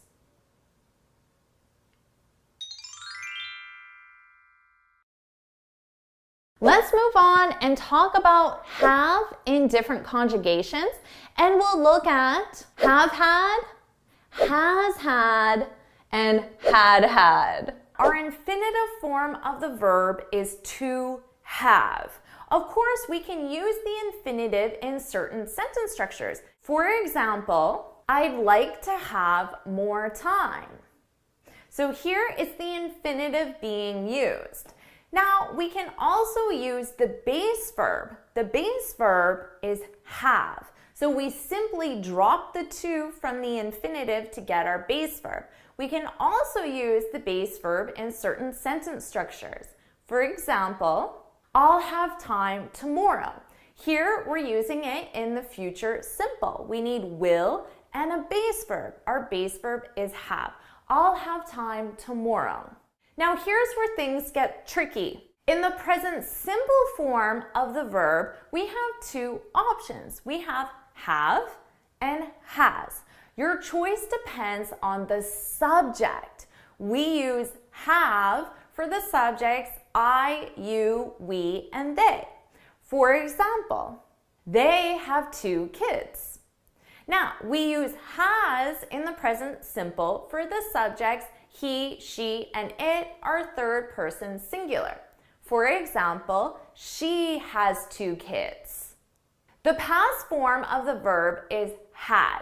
This is for all subjects. For example, she had a muffin for breakfast. Now here's where things get tricky for students. Let's talk about the present perfect.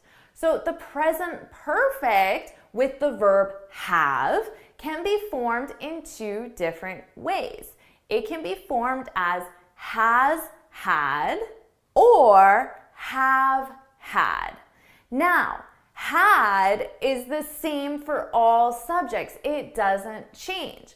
But has and have changes according to the subject. You already learned this with the present simple. So you know that we would use have had for our subjects I, you, we, and they.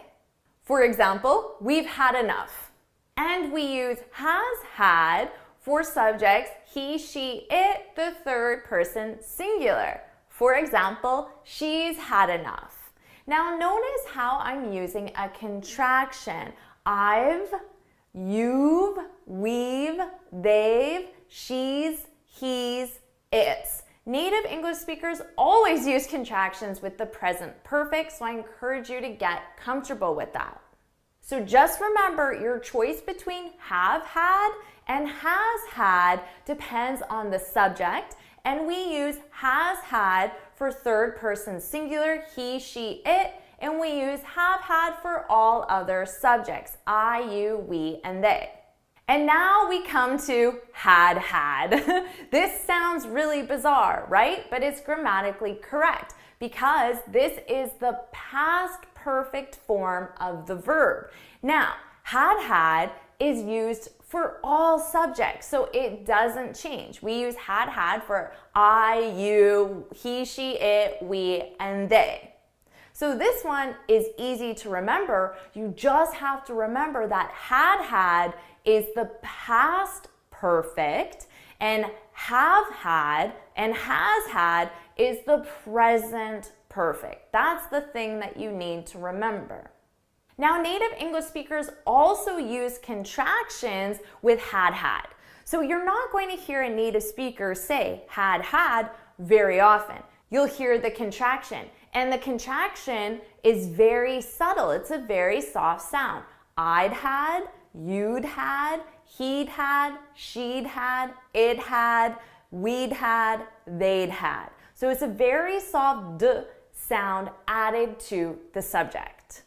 For example, he'd had a busy week. He'd had a busy week. So notice it sounds very similar to he had a busy week, which is just the past simple form of the verb. So let's listen to those two sentences again. He had a busy week. He'd had a busy week.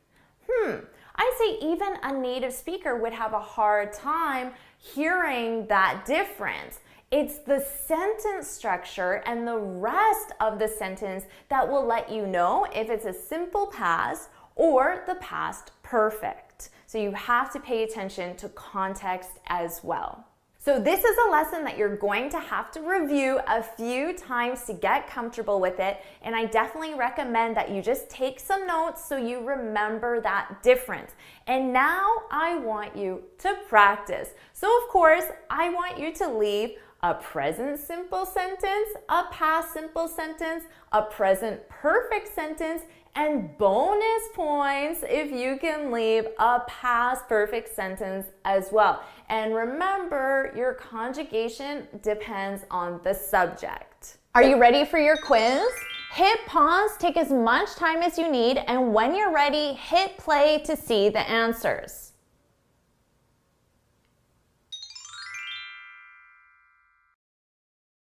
Now let's move on and talk about be used to and get used to. These are must-know expressions for your vocabulary.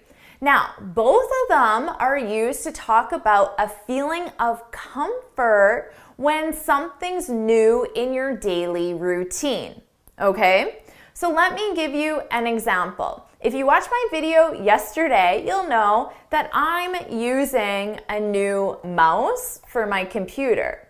Now this mouse is a little bit different, a little bit weird, because I have to use my thumb to move the mouse, which is not normal, right? So because of that, because it's not the normal way to use a mouse, I'm not comfortable with this action right now, okay?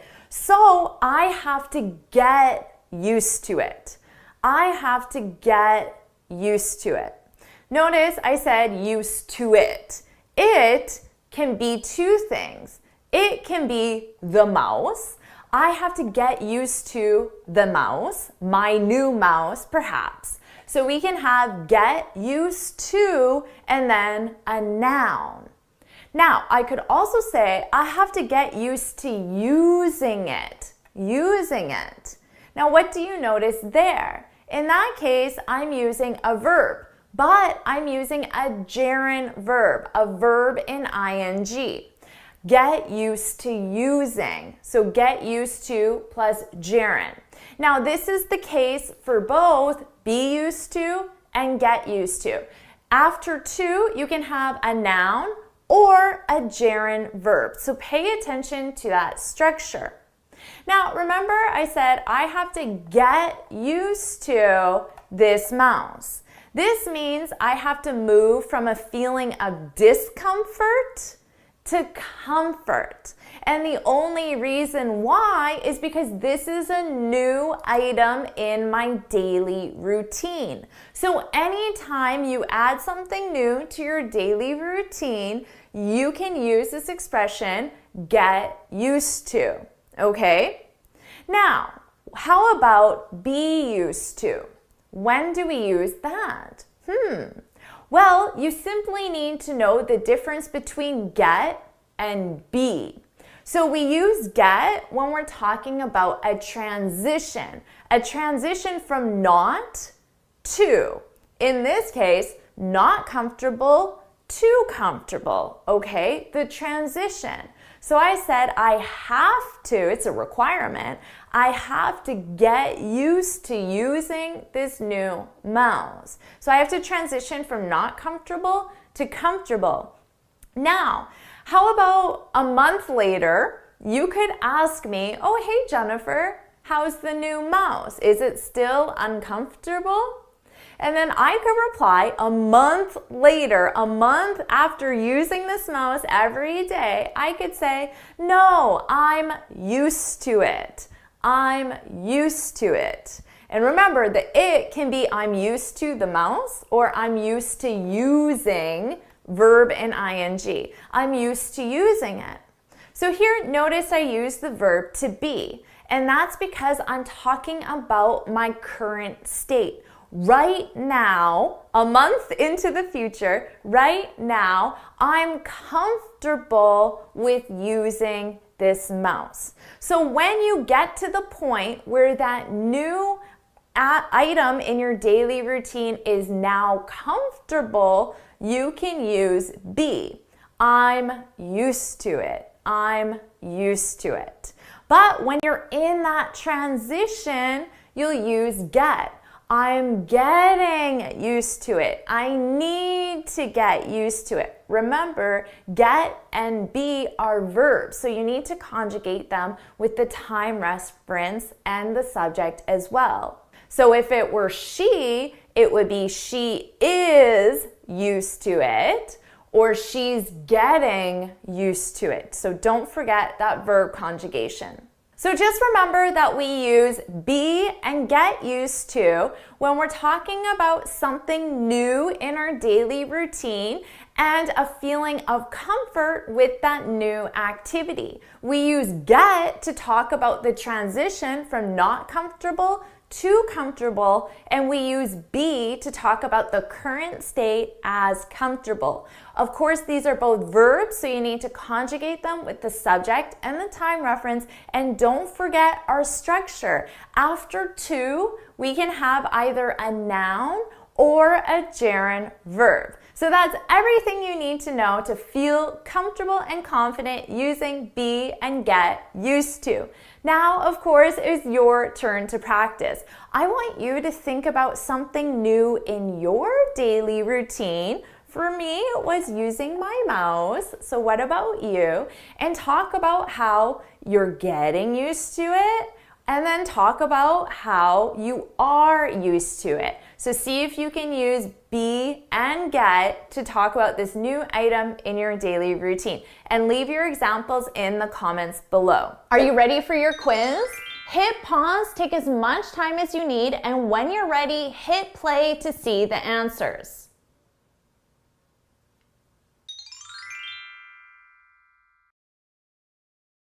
let's move on and talk about collective nouns and the conjugation of verbs with collective nouns. So I'll give you an example. My family arriving tomorrow. Do I need is or are? Because in a family, there's more than one person, right? So is a family singular or plural? What do you guys think? Put it in the comments. My family is, my family are. What do you think? Put it in the comments. Family is, family are.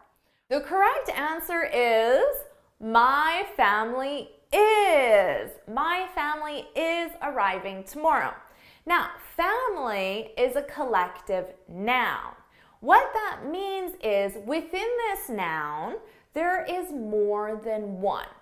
Of course, like I said, a family, there's more than one person, right? But we treat that noun as one entity. Now, you can think of it as we're not talking about the individual members within that family. We're talking about the family as a whole. So we're imagining that that family is one unit. So that's what you can remember with collective nouns. They're conjugated as singular because we refer to them as one unit. So of course you need to know subject-verb agreement for the verb to be, and you also need this for the present simple. For example, my family arrives tomorrow. Not my family arrived tomorrow. No, my family arrives tomorrow. Because remember, we need to add that S or ES to third person singular, he, she, it verbs. So let's think of some other collective nouns that are conjugated as third person singular. For example, company. Same thing, company, many different people within that company, but we refer to it as one entity. It's third person singular. The company is profitable. Team is another one. Of course, there's more than one person on a team, but we conjugate it as one group, one whole. So team, group is a good one. Community, class is another good one as well. Those are all conjugated as third person singular. Now, how about this one? Everyone. Is this conjugated as third person singular or plural? Would it be everyone eats, third person singular conjugation, or everyone eat? Everyone eats at noon, everyone eat at noon. What do you guys think? Is everyone third person singular or plural? Let me know in the comments what you think. Everyone eats. Everyone eats at noon. So everyone is third person singular. It's a collective noun. There's more than one person, but we're referring to it as one entity, one unit. So this applies for everyone, everybody, anyone, and anybody. Now, some other common collective nouns that you'll probably use in your vocabulary would be government, audience, jury, tribe, couple. So two people, but we refer to them as one. The couple is really cute. Couple is a collective noun. And army as well. The army is well prepared.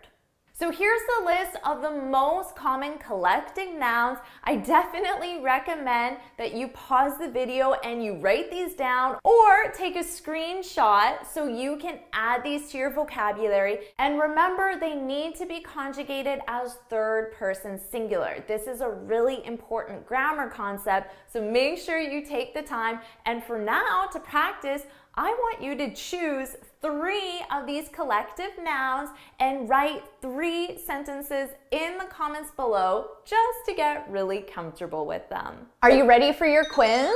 Hit pause, take as much time as you need, and when you're ready, hit play to see the answers.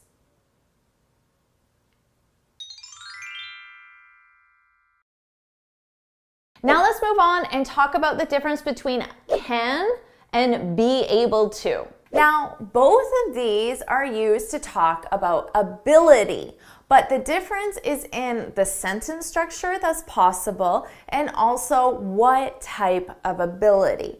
So first of all, you need to know that can is used for general ability. So we use it in both the positive form and the negative form in a very general context. For example, I could just say, I can swim. I can swim. Just in general, anytime, anywhere, not specific to a specific pool or a specific place or a specific type of water. Just I can swim in general. Now, the opposite, of course, the negative, I can't swim. So it doesn't matter where I am. It doesn't matter what type of pool I'm in, what type of water I'm in, what time of day it is, where the location is. It doesn't matter. In any context, in a general context, I can't swim. So can is used in positive and negative for general ability. Now let's compare that to be able to. So be able to, this is used for a specific ability. Now, what does that mean? If it's specific, you can think of it as specific to a time, a location, a specific type, for example. It's limited. So I could say, I'm not able to swim today. I'm not able to swim today. Now, I wouldn't just say I'm not able to swim because that sounds like a general statement. And if it's a general statement to all places, all times, all situations, I would use can. I can't swim. But if I say I'm not able to, that means it's a specific time or a specific location. So I might add to that sentence and say, I'm not able to swim today because the pool's closed, or because I have an important meeting, or because I'm not feeling well. So there's a specific reason that's preventing that ability. So that's the first important distinction. Can, general, be able to, specific. Now, the other very important thing you need to remember is that grammatically, these are different. And that's because can is a modal verb. Modal verbs are limited. They're limited in the sentence structure that they can use. Now, can as a modal verb is used in the present and the future. Be able to, this is a verb expression.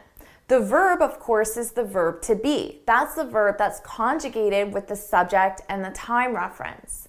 As a regular verb expression, we can use this in any sentence structure, any formation, any verb tense, anywhere on our timeline of past, present, or future.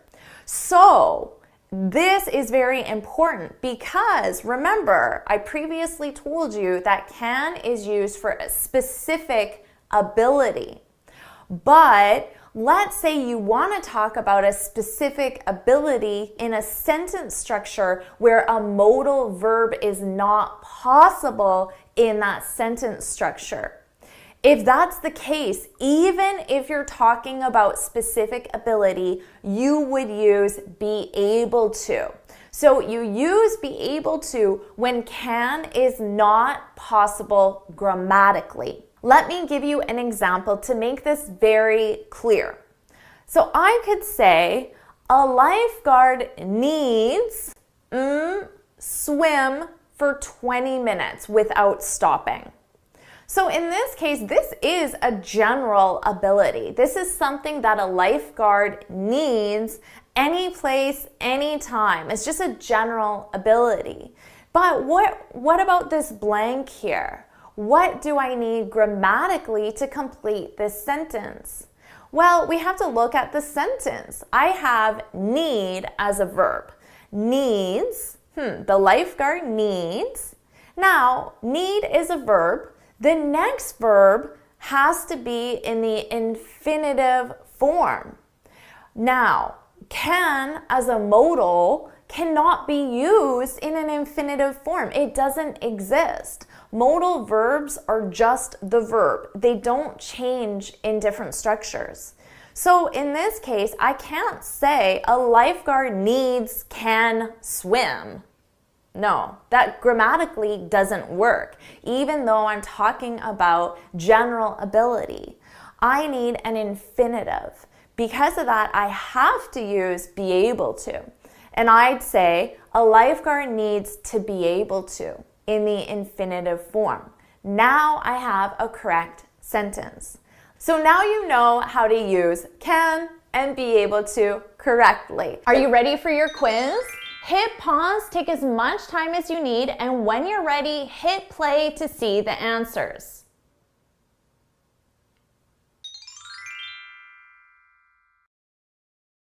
Now let's move on and talk about the difference between rather than and instead of. Let's start with rather than. Rather than is used to state a preference. So you have two things and you want to say which one you prefer, which one you like more, your preference. Because of that, we're most likely going to use rather than with the verb prefer. For example, I prefer making dinner rather than eating out. So I have my two choices, make dinner, eat out, and my preference is make dinner. I prefer making dinner rather than eating out. So rather than is simply used to connect those ideas and form that complete sentence. Now notice, rather than, the next verb is going to be a gerund, which is simply your verb in ing.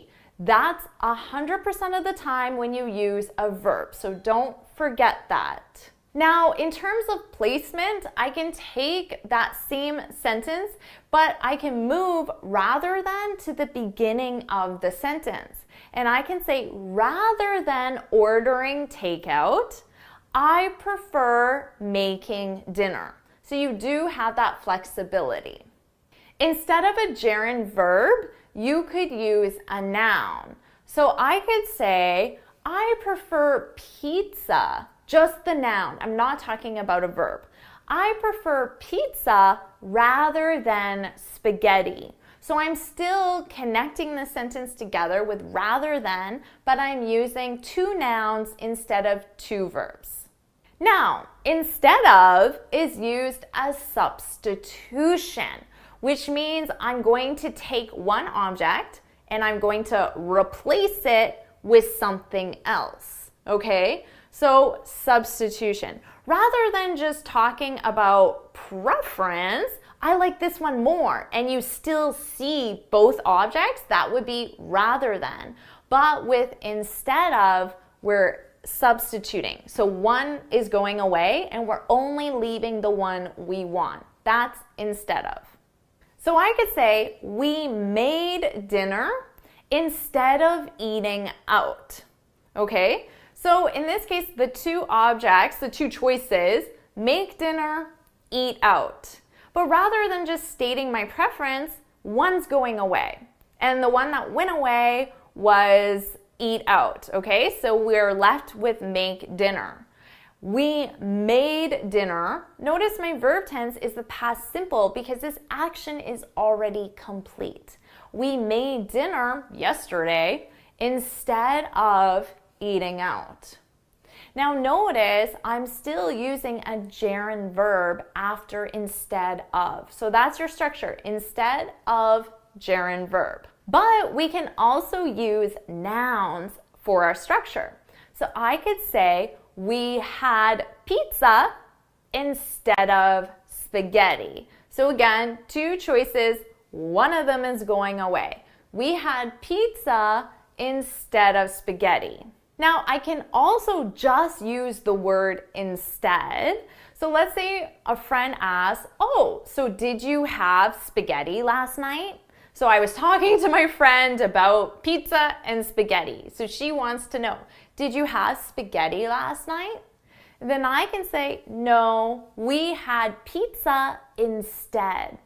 So when I don't want to specify the second noun or the second action because it's already been specified, my friend specified it, so I don't need to repeat it. In that case, I can just drop it and use instead. Did you have spaghetti? No, we had pizza instead of spaghetti. But I don't need to say it, it would be repetitive. No, we had pizza instead.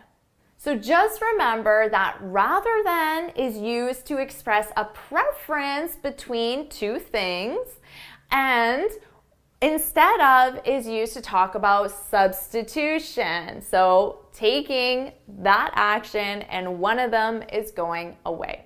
Now, the best way, of course, to really feel confident is to practice these. So I want you to leave your own sentences in the comments below. Why don't you try 4 sentences? 2 with instead of and 2 with rather than, because you can practice with the gerund and the noun for each so you get really comfortable with that advanced sentence structure. Are you ready for your quiz? Hit pause, take as much time as you need, and when you're ready, hit play to see the answers.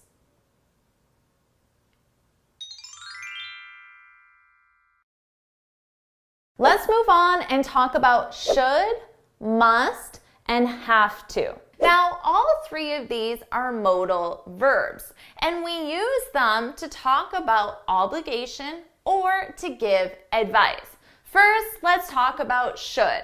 We use should to give advice or opinion or a recommendation. So keep in mind, should is not an obligation. So let's think of a scenario where you could give advice, an opinion, or a recommendation. Let's say your friend calls you and says, I feel overwhelmed at work. So your friend's in a negative situation and you want to give some advice, an opinion, or recommendation. You can use should. You can reply back and say, you should talk to your boss. Now let's take a look at the structure. We need should and a base verb. The base verb is simply the infinitive without to. You should talk. You should talk to your boss. I could use a negative and I could say, you shouldn't take on any more work. Or maybe I could give her some advice or my recommendation, my opinion, and say, you should ask a colleague for help. Now it's your turn to practice this structure. Let's say I call you and I say, I have a really bad headache. What's some advice, a recommendation, or an opinion you can share with me using should or shouldn't? And remember, you need your base verb. So put your example in the comments now. Now let's talk about must. Must is used for obligation. For example, you must finish the report by 5 o'clock. I have no option. I must finish the report by 5 o'clock. It's an obligation. Now let's take a look at the structure. We use must with a base verb. You must finish. You must finish the report by 5 o'clock. I might get an email from the government that says you must file your taxes by the end of the month. Or to apply for a job, they might tell me you must submit your application online. So now it's your turn to practice. I want you to leave an example in the comments using must. And remember, it's an obligation and you need a base verb. So leave your example now. Let's move on to have to. Have to is also used for obligation, but generally that obligation is coming from someone else, an outside force. For example, I could say, I have to walk my dog. So first, let's take a look at the sentence structure. Here we have and then our infinitive. So keep in mind, this one we use have to. Have to and the base verb. I have to walk my dog. So whether or not I want to walk my dog isn't really the issue here. Is that as a pet owner, I'm obligated to walk my dog. I have to walk my dog. Or I could say, I have to babysit my cousin this weekend. So again, the obligation is coming from somewhere else. So maybe my aunt is requiring that I do this, or another family member. I have to babysit my cousin this weekend. Remember, to babysit are infinitive. Or I could say, I have to buy a new car. Now the obligation is my current car doesn't work anymore. So I have to buy a new car. It's not my choice. I don't want to, but I have to because my current car doesn't work. So now it's your turn to practice. Let us know in the comments something you have to do this week. Have to do. Remember to use the infinitive. So to summarize, should is used with advice, opinion, or recommendation. Must and have to are used with obligations. You might be wondering, what's the difference? Well, generally, I see must being used by the government or official bodies that give us rules and regulations. And I see it on online forms as well. That's when I see must the most. Now with have to, I see that as an outside pressure. So that would be the difference between those two. And remember, should and must plus base verb, but have to verb. Have and the infinitive. So now you know how to use should, must, and have to. Are you ready for your quiz? Hit pause, take as much time as you need, and when you're ready, hit play to see the answers.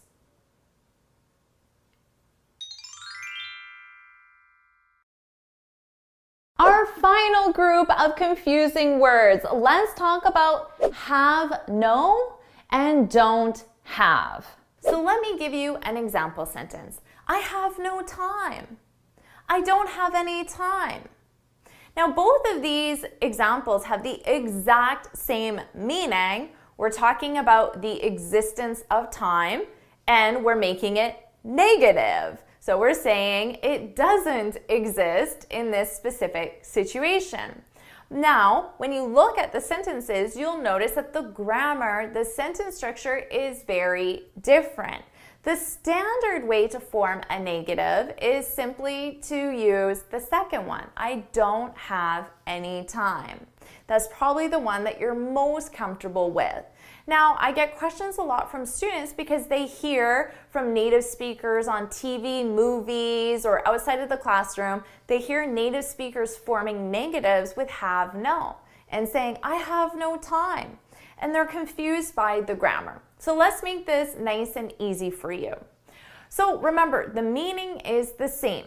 We use have no plus the noun when we're talking about desires, emotions, attitudes, and concepts. So you can think of time as a concept. But let me give you another example with a desire or an emotion or maybe even an attitude. I could say, my boss has no patience. My boss has no patience. Now remember, have no, of course our verb is have, we need to conjugate it with the subject. So here, my subject is my boss, third person singular, so I need has. My boss has no patience. I could also say my boss has no idea. That would be a concept. My boss has no right, a concept. My boss has no confidence. That could be an attitude or an emotion. So other common things you could use happiness, peace, joy, any sort of skill as well. So in that category of nouns, we can use the structure have no. Now, we use our standard structure, don't have plus a physical noun. So anything like pens, paper, scissors, a computer, a phone, all of these are physical nouns. They're not concepts, they're not emotions, they're not desires, they're physical. So we can use this structure, and I would simply say, I don't have a pen. I don't have scissors. I don't have paper, right? Now, of course, we can absolutely use don't have with the concepts, the desires, the emotions. My boss doesn't have any patience. That's absolutely correct. So remember that don't have is the standard way to form a negative sentence, and have no is an alternative way that's only used in specific situations. So the one specific situation is when we're talking about desires, concepts, emotions, and attitudes. Now, another time when we can use have no and the noun is we want to emphasize it. We want to make it a lot stronger of a statement. So I could use money as an example. Now, money is a physical possession. I can feel it, I can see it, not like patience, which I can't see, I can't feel. It's just a concept or an attitude. But money, I can feel it, I can touch it. It's physical. To emphasize the statement, to make it more dramatic, I could use have no and a physical possession. So I could say, I have no money, which emphasizes it. It makes it stronger than saying, I don't have any money. I have no money. So you might hear statements like this when you really want to emphasize that you don't have it.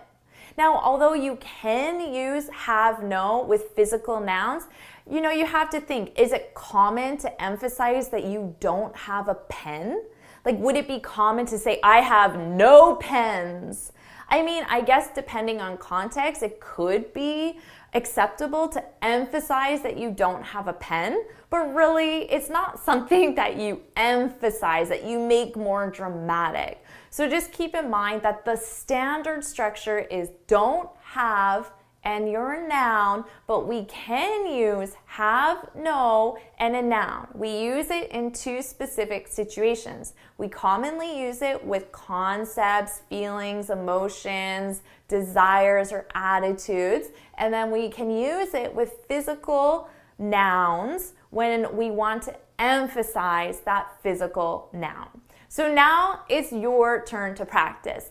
I want you to leave 3 sentences. One using have, no, and a desire, an attitude, or a concept. Another one just using your simple don't have and a physical noun. And your third one, I want you to use have, no, and a physical noun, but a physical noun that you want to emphasize. So choose that noun carefully, because remember, would I really emphasize that I have no chapstick, for example? So think carefully about which physical noun you want to use and make sure it makes sense to emphasize that you don't have it. So leave those in the comments below. Are you ready for your quiz? Hit pause, take as much time as you need, and when you're ready, hit play to see the answers.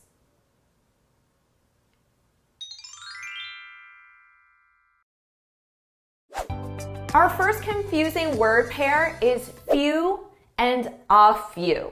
So notice what's different here. It's just the article, a few. Now, the difference in meaning between these two is subtle, okay? So it's a small difference in meaning. And a few is just more commonly used. So just keep that in mind. Now, few without the article. This means a small quantity.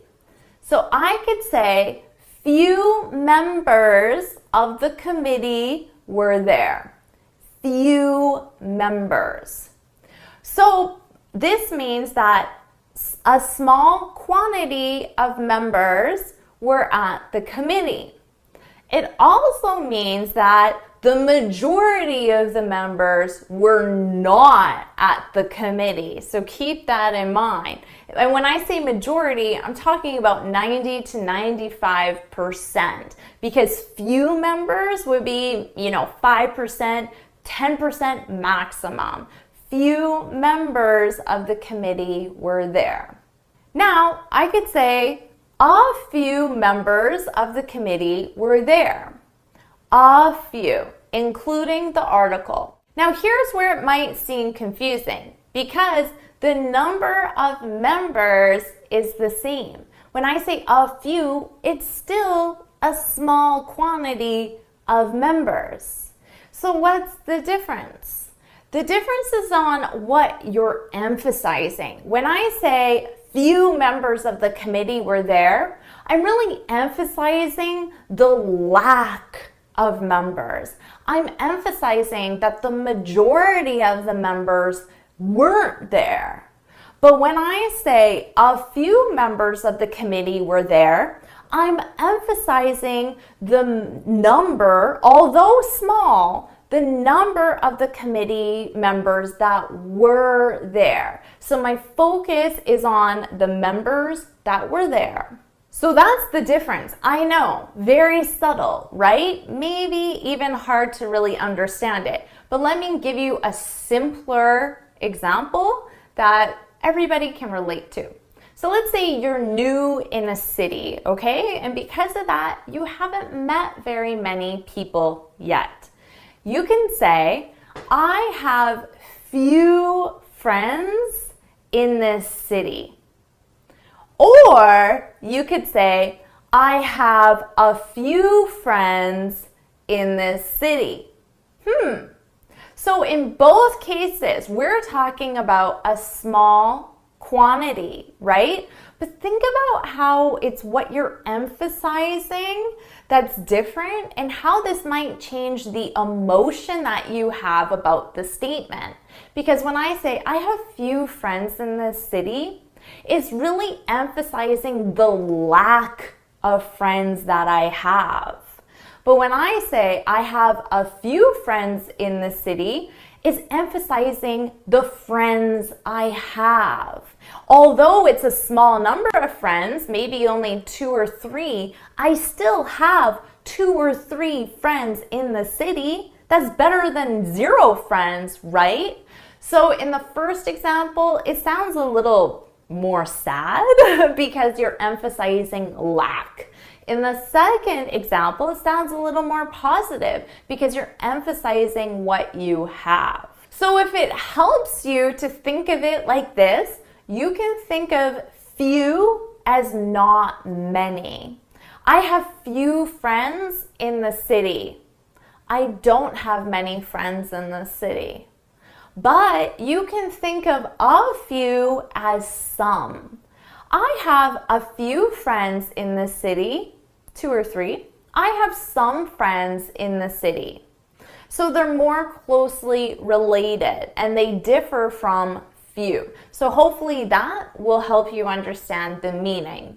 And remember, it's a very subtle difference, but that article does make a difference. So now it's your turn to practice. I want you to leave 2 sentences in the comments below, one with few and one with a few. Remember, few, you're emphasizing the lack, but a few, you're emphasizing the small quantity that's there. Now that you know the difference between few and a few, let's start your quiz. Here are the questions. Hit pause, take as much time as you need, and when you're ready, hit play to see the answers. Here are your answers. Hit pause and compare your answers to these to see how well you did.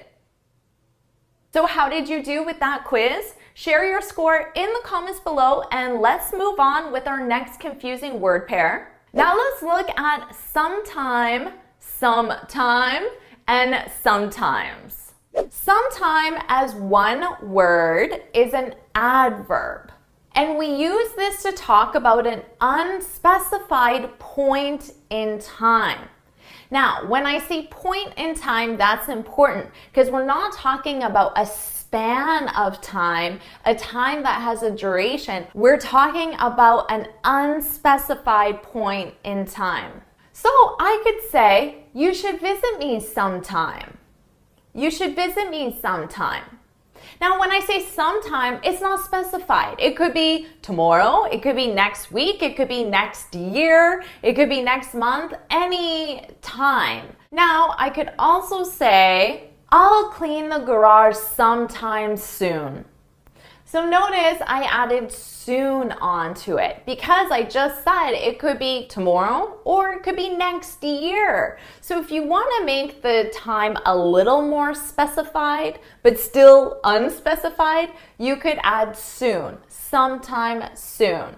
I'll clean the garage sometime soon.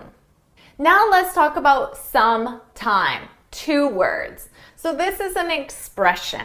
An expression is simply when 2 or more words are combined to have one meaning. Now the meaning for this expression, sometime, is a period of time. So that's why it was important to specify in our last example that it was an unspecified point in time, because as 2 words, sometime, it's a span of time.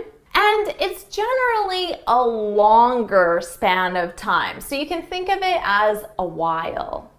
So I could say, it will be some time, 2 words, until restaurants reopen.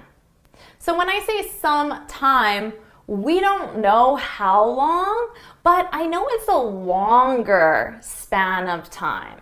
I could also say, it took me some time to clean the garage. So again, it's not specified. I don't know exactly, was it an hour, 2 hours, 3 hours? I don't know, but it wasn't 5 minutes because I said some time, which is a longer period of time, a while. Now, sometimes as one word with an S. This is an adverb, and perhaps it's the one that you're most familiar with because this is an adverb of frequency used with the present simple verb tense. Sometimes means occasionally, but not often. So when you think about our adverbs of frequency, you can see that sometimes it's not as often as usually, but it's more often than rarely. So you can think about it as about 3 times a week. So I could say, she sometimes orders takeout for lunch. I know this is not something she does every day, but it's something she does occasionally, maybe about 3 times a week. And remember, it's an adverb of frequency used with the present simple. So my verb is in the present simple. Now, just to use our garage example, so you can see all 3 of them and compare them side by side, I could say, he sometimes cleans the garage. So he does it occasionally, but not often. So maybe 3 or 4 times a year. But other things he does every single week, like clean his kitchen, but he sometimes cleans his garage. Are you ready for your quiz? Here are your questions. Hit pause, take as much time as you need, and when you're ready, hit play to see the answers. Here are the answers. Hit pause, compare your answers to these, and see how well you did. So how did you do with that quiz? Share your score in the comments below and let's move on. Now let's look at sell and sail. Now, the main difference is that sell is a verb, to sell, and sail is a noun, which means it's a thing. We can use it with a sail, the sail, or even for sale. So let's talk about the verb to sell. Now, to sell, this simply means to make something available for purchase. But because it's a verb, we're talking about it as an action, okay? So keep that in mind. For example, the store sells athletic goods. Now, of course, because it's a verb, we have to conjugate our verb with the subject. Here, the store, it, so we need to add an S onto the verb. And we also would need to put it in the correct verb tense as well. So I could say in the past, I sold. Sold is the past simple of the verb to sell. I sold my bike. I sold my bike. Now, sale as a noun. There are different structures. I'll talk about the two most common. And the first structure is something to be for sale. For sale. But remember, sale is a noun, so we still need a verb in the sentence. So in this sentence structure, it's something and then the verb to be for sale. For example, this house is for sale. Now, as a noun, for sale just means available for purchase. So it has the same meaning, but we're talking about it as a thing. We're not talking about it as an action. This house is for sale. Now, sale as a noun, we can also say that something and then the verb to be on sale. On sale.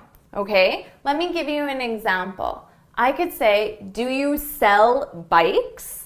So I'm asking, imagine you're a store, and I'm asking, are bikes available for purchase? Do you sell bikes? Sell as a verb. And then you could reply back and say yes. And all of our bikes are on sale right now. All of our bikes are, the verb to be, on sale. What does that mean? All of our bikes are on sale. Well, when something is on sale, it means it's being offered at a lower price than normal. So if the bike is regularly $1,000, perhaps the sale price is $800. The bike is on sale. Now, using the article a sale, that would just be talking about the fact that things in the store are available for purchase at a discounted price. So I could say this store is having a sale this weekend. So I'm not specifying specific items. I'm just saying in general, things at that store are being offered, are being sold at a lower price. The store is having a big sale this weekend. All their bikes are on sale. So we use on sale to be on sale when we're specifying the specific thing.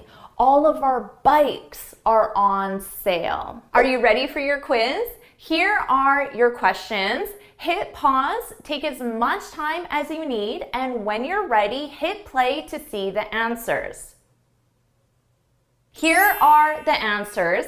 Hit pause, compare your answers to these, and see how well you did.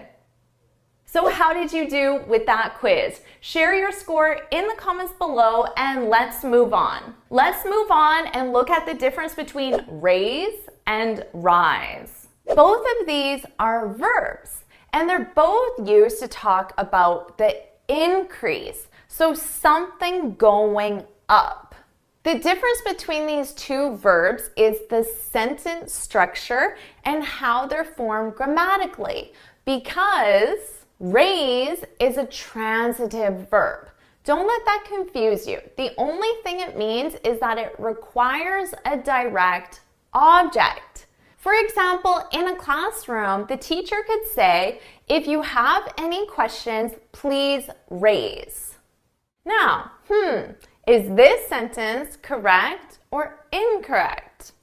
Well, it's incorrect because we didn't identify the direct object. So remember, after raise, you always raise something. So in this case, the teacher would need to say, if you have any questions, please raise your hand. So you need to identify the something, which is the direct object. In this case, the thing that is going up, increasing, is your hand. Please raise your hand. The verb rise, on the other hand, is an intransitive verb, which means it doesn't require a direct object. Now, that simply means that we don't have to identify a something after the verb rise. We can have a period or a comma. We can end that part of the sentence. For example, I could say the water level rose. The water level rose. So of course the water level went up. Rose is simply the past simple form of the verb rise. Rise is an irregular verb. It has an irregular past verb, which is rose. The water level rose.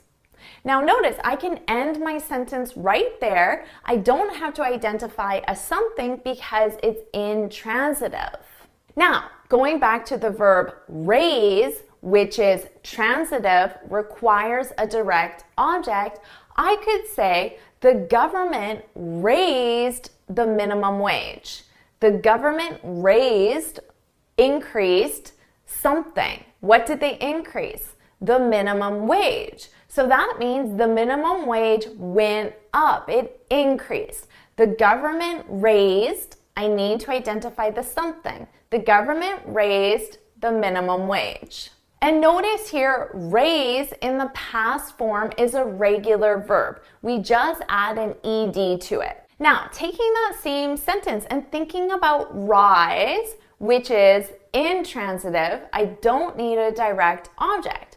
I could say the minimum wage rose. Remember, rose is just the past form.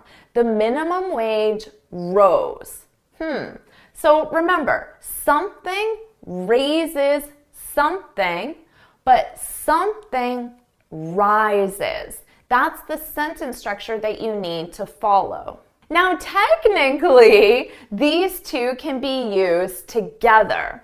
And I could say, we raise. Okay, if I have the verb raise, I know I need something. We raise the flag. The flag goes up. We raise the flag when the sun rises. When the sun rises. So here, because I used rise, I can end my sentence with a period because I don't need to identify an object after the verb rise. And notice the verb tenses of this sentence. Both the verbs are in the present simple because this is a routine action. We raise the flag when the sun rises. Are you ready for your quiz? Here are your questions. Hit pause, take as much time as you need, and when you're ready, hit play to see the answers. Here are the answers. Hit pause, compare your answers to these, and see how well you did. Awesome job. Let's move on and look at all and every. Now, both of these are used with people and things. They both have the same meaning. The difference is the grammar. So we need to look at the sentence structure. The important thing to keep in mind is that we use all plus a plural noun or an uncountable noun, and we use every with a singular noun. This is a mistake I see from even my advanced students, but it's a very easy mistake to fix. So make sure you write this down, really important. Now, this is a question that a student submitted. Now, I can say, I try to reply to all questions. All questions. Questions, of course, is a plural noun. Because of that, my choice is all. Now, I could also say, I try to reply to every question. Now, every needs a singular noun, so I just take off the S. Every question. Both of these have the exact same meaning. There's no difference between them, and it really doesn't matter which one you use. I'm sure I use both just interchangeably. I would say that all puts more focus on a group, seeing the questions as one group, and then every puts more focus on the individual questions, but then within a group. So there's a subtle difference of what you're focusing on, but honestly, that's such a small difference. I'd say that these are just used interchangeably. But remember, we also use all with an uncountable noun. So let's take an uncountable noun that I see a lot of mistakes with, and that's the noun advice. Advice is uncountable. You can't put an S on it. Now, in that case, I need to use all, even though advice doesn't have an S because it's uncountable. So I could say, thanks for all the advice. Thanks for all the advice, okay? But there's a way that we can take our noun advice and make sure that someone understands that we're talking about one. And we do that by adding piece of before advice. Piece of advice. That's how a native speaker specifies that it's one. So in this case, I could say, thanks for every piece of advice you gave me, okay? Because piece is now our singular noun that I'm using with every, not advice. Because of that, I need every. So make sure you pay attention to uncountable nouns. Those might be just a little trickier. Now, it's very common to start your sentence with all or every. The same rules apply. I could say, all students need to bring their ID to the exam. All students. Plural, of course, plural noun with all. And that would become, every student needs to bring their ID to the exam. Now, notice what also changes here. It's the verb in the sentence. Of course, all students, I need to conjugate my verb with they. They need. But with every student, I'm conjugating it as third person singular, either he or she. He needs. She needs. So don't forget when all or every come at the beginning of the sentence that your verb also has to match your noun. So now you have everything you need to fix this common mistake that I see. I hope that answered your question for you. Now there's one last thing for you to do, and that's to practice. So I want you to leave an example in the comments below, one using all and one using every.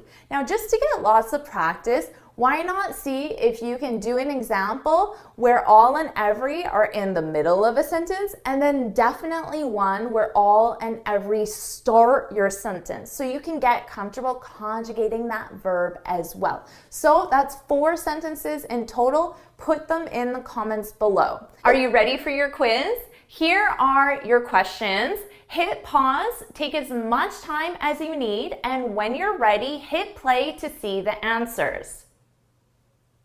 Here are the answers. Hit pause, compare your answers to these, and see how well you did. Let's keep going and look at all and whole. Let's talk about how to use all and whole with time references. So let's take a look at 2 example sentences. I could say, I worked all the day. I worked the whole day. What do you think about these 2 examples? Are they correct? Are both of them correct? Is one of them incorrect? What do you think? So let me know in the comments. Number 1, correct or incorrect? And then number 2, correct, or incorrect. So take some time, review them, pause the video if you need, and put your answer in the comments. So this is one of the most common mistakes that I hear from students. I hear it every day, and to a native speaker, it sounds very odd, unnatural, and it's definitely obvious that you're still struggling with English. But it's an easy mistake to fix, okay? Now, the mistake is with sentence number 1. Sentence number 2 is correct. I worked the whole day. Woohoo! That's a great sentence. Add it to your vocabulary. Sentence number 1. I worked all the day. This sentence is incorrect. Now, it's a minor mistake. Do you know what the mistake is? If you do, put it in the comments. Just try. It's really important that you try to understand the mistakes because it shows that you understand English at that deeper level. So really try to think about this. I worked all the day. In this case, we simply need to get rid of one word. When we do that, the sentence will be great. And the only thing we need to get rid of is the article. I worked all day. Woohoo! Now it sounds like a perfect sentence. So it's a minor change. So now you just need to remember the sentence structure. The sentence structure is all plus time reference. But the other structure is the whole plus time reference. Now these are interchangeable. It doesn't matter which one you use. So I could say, I cleaned my house all day. Or, I cleaned my house the whole day. And they're exactly the same meaning, okay? And we don't have to use day. We could use any time reference. So I could say, I cleaned all morning, all afternoon, all evening, all week, all month, all weekend, all summer, all year, all semester. So many different things that we can use for our time reference. And because of that, this is a very common expression. And we can use different verb tenses as well. I could say, I've been trying to find a job all year. I've been researching this topic the whole summer. So we can definitely use different verb tenses. You can play around with the subject, the verb, and the time reference, but just make sure it's all time reference or the whole plus time reference. So it's a very easy fix, but it's a common mistake and one that sounds really bad, awkward, and unnatural when a native speaker hears it. So now you've fixed that mistake. All you need to do is practice. So leave 2 examples in the comments below, one using all and a time reference and the other one using the whole and a time reference. Make it more advanced, change your subject, change your verb, and change your time reference as well, just to get lots of additional practice. Are you ready for your quiz? Here are your questions. Hit pause, take as much time as you need, and when you're ready, hit play to see the answers. Here are the answers. Hit pause, compare your answers to these, and see how well you did. This next one even confuses native speakers, and that's the difference between advice and advise. Now, there are 2 huge differences between these 2 words. The first one being the part of speech. Advice with a C is a noun, and advise with an S is a verb. So they have the same meaning. They're both used to talk about recommendations or opinions on the best course of action. But how they're used, because one's a noun and one's a verb, is very different. So let's take a look at the noun, advice. Here's an example sentence. Can I give you some advice? Can I give you some advice? Now here, notice that advice is singular. Advice is always always singular. It never takes a plural form. That's one of the most common mistakes I see in the comments section is a lot of students say, "Thanks, Jennifer, for the advices." That doesn't exist as a word in English, okay? So get that out of your vocabulary right now and remember that it's always singular. It can still take a plural possessive like some advice. Can I give you some advice? Now, because this is always singular, we do have an expression to identify that it's just one. And that's by using a piece of advice. A piece of advice. We use this because a piece of is what shows you that it's just one, okay? Because we don't know. When I say thanks for the advice, it could be one or it could be more than one because advice never takes a plural form. So to get around that, we use a piece of. So I might say, "Can I give you a piece of advice?"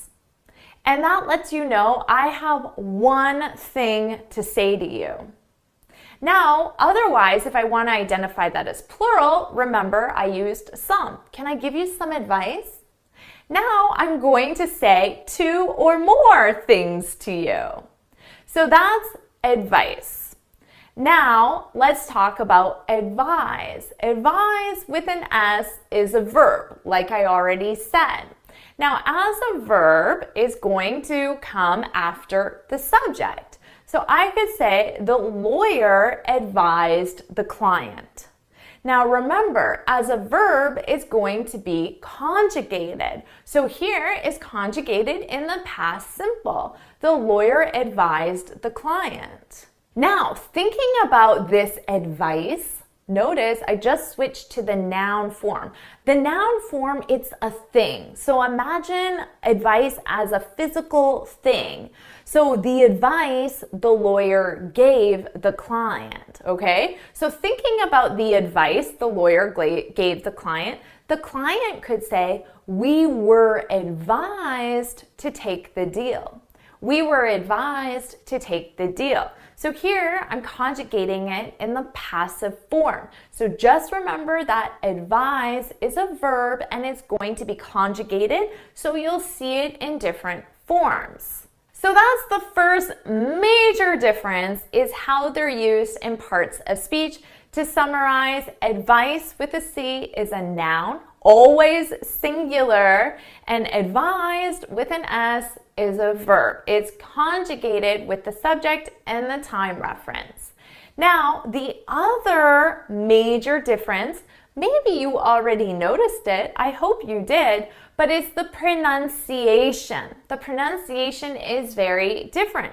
And there's only one thing that changes in the pronunciation. Do you know what that is? It's the sound of the C and the sound of the S. Okay, that's it.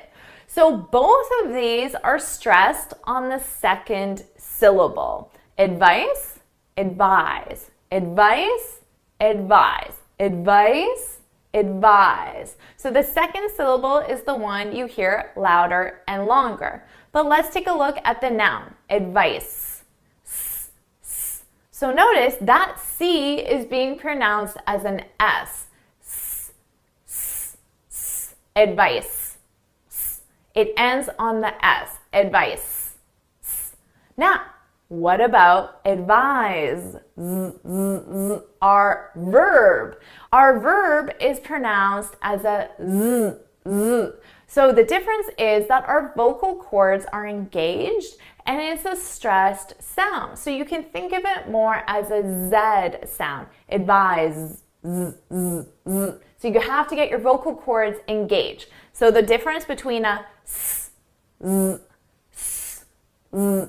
The S is at my lips, it's unvoiced. The Z is in my throat, my vocal cords are engaged, it's voiced. Advice, advise, advice, advise. So the pronunciation is very different. So now you know the difference between advice and advise, and you can use them confidently in your speech. So now you have to practice. I want you to leave 2 sentences in the comments below, of course, one with advice and one with advise. Are you ready for your quiz? Here are your questions. Hit pause, take as much time as you need, and when you're ready, hit play to see the answers. Here are the answers. Hit pause, compare your answers to these, and see how well you did. I see mistakes with this one a lot. Now let's look at bring and take. Now, of course, both of these are verbs, so you need to think about verb conjugation, and they're used to talk about movement. Movement of both people or things. So let's look at 2 example sentences. I could say, bring your passport with you. Or I could say, take your passport with you.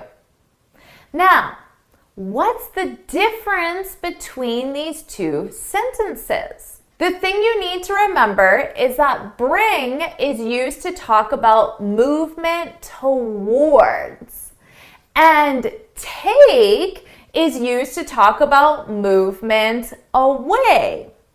Now, how do you know if it's movement towards or movement away?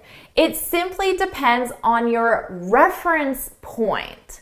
So, in this case, if I said, bring your passport with you, I didn't complete the sentence, but it could be, bring your passport with you to the airport.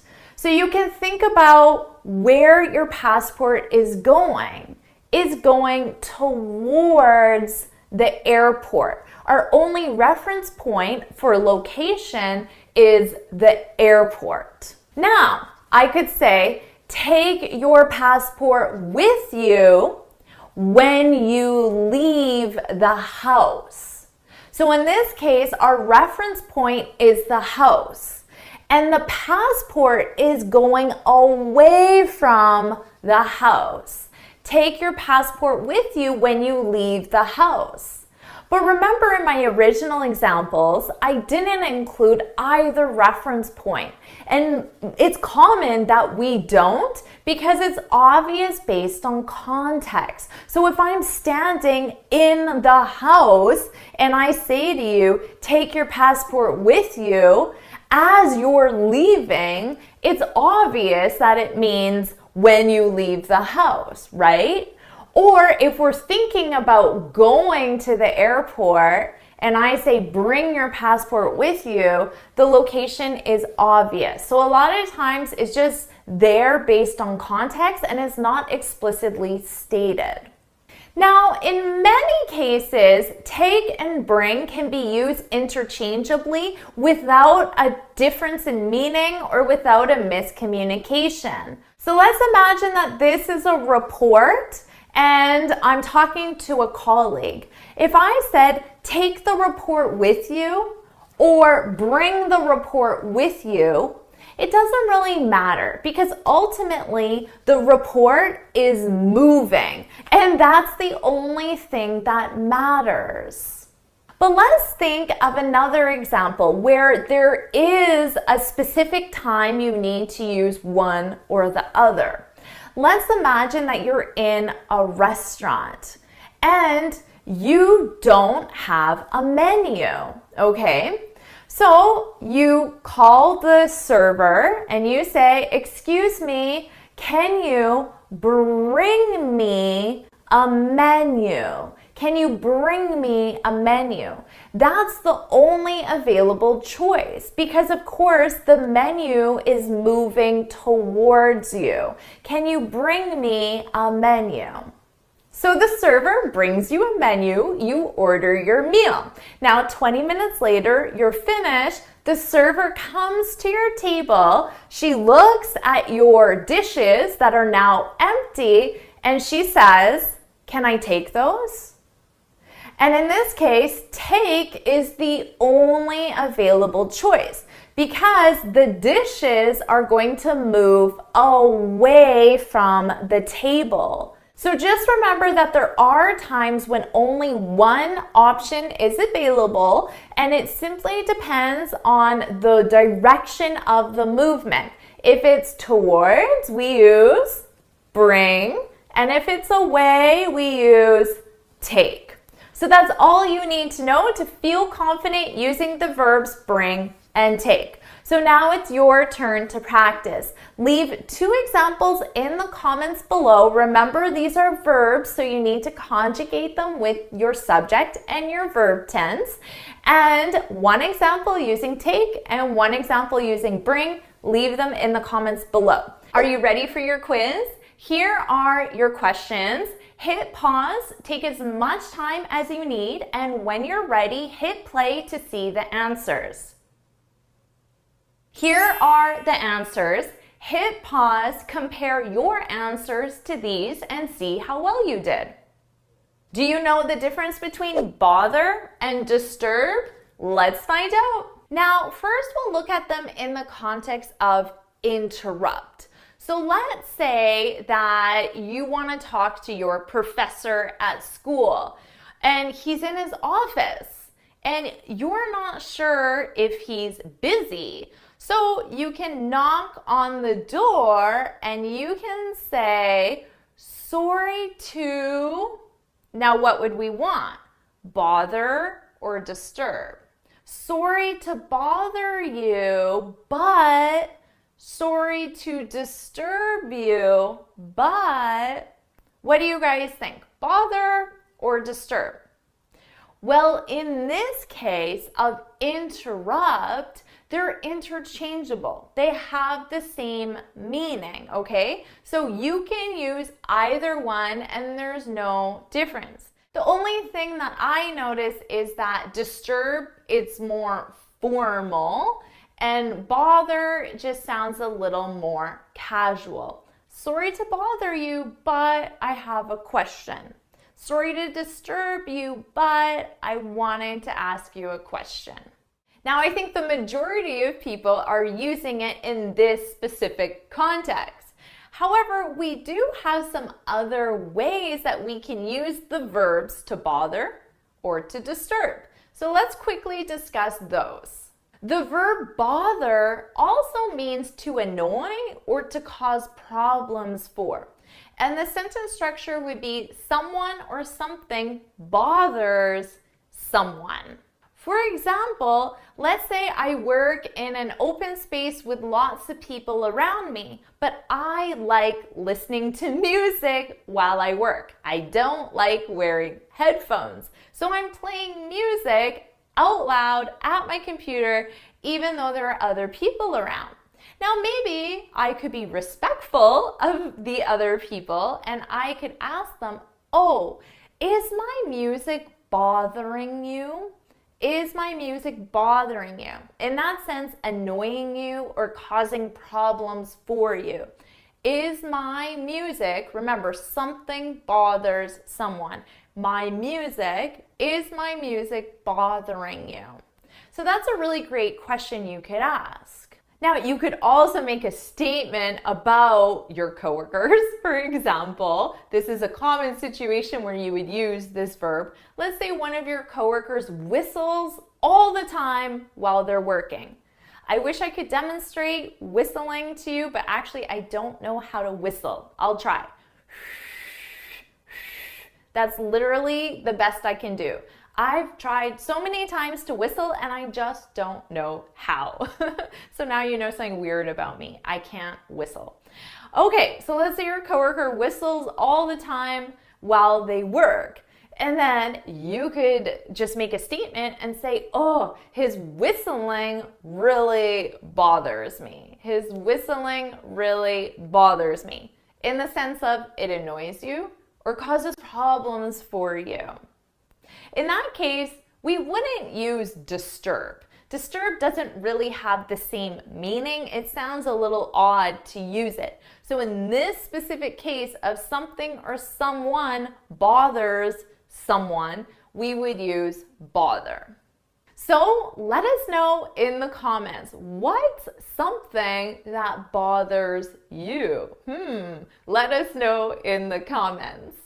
Now, we also have a specific way of using disturb, and we use disturb specifically with one's sleep. And it has the same meaning as interrupt, like we saw with our original example, but we use it in the sense of interrupt one's sleep. And that's why whenever you go to a hotel, the signs say, do not disturb. The little sign you can put on your door in the morning to let them know to leave you alone, those signs always say, do not disturb. They don't say, do not bother. I've never seen a sign with bother. It's always disturb. And that's because they're talking about your sleep. For example, let's say you come home and then your mother tells you, close the door quietly. I don't want to disturb your brother. Okay? So you would have to imagine in that case, your brother is sleeping. I don't want to disturb your brother. Now, if your brother is doing a different activity, like let's say studying, in that case, you could use disturb or bother interchangeably. And in that case, again, disturb is a little more formal, bother is a little more casual. Disturb also sounds a little more serious as well. But specific to sleeping, we would use disturb. And now you know the difference between bother and disturb. Remember, before you go, leave your example in the comments of something or someone that bothers you and see if you can leave an example with disturb as well, just to practice. Are you ready for your quiz? Here are your questions. Hit pause, take as much time as you need, and when you're ready, hit play to see the answers. Here are the answers.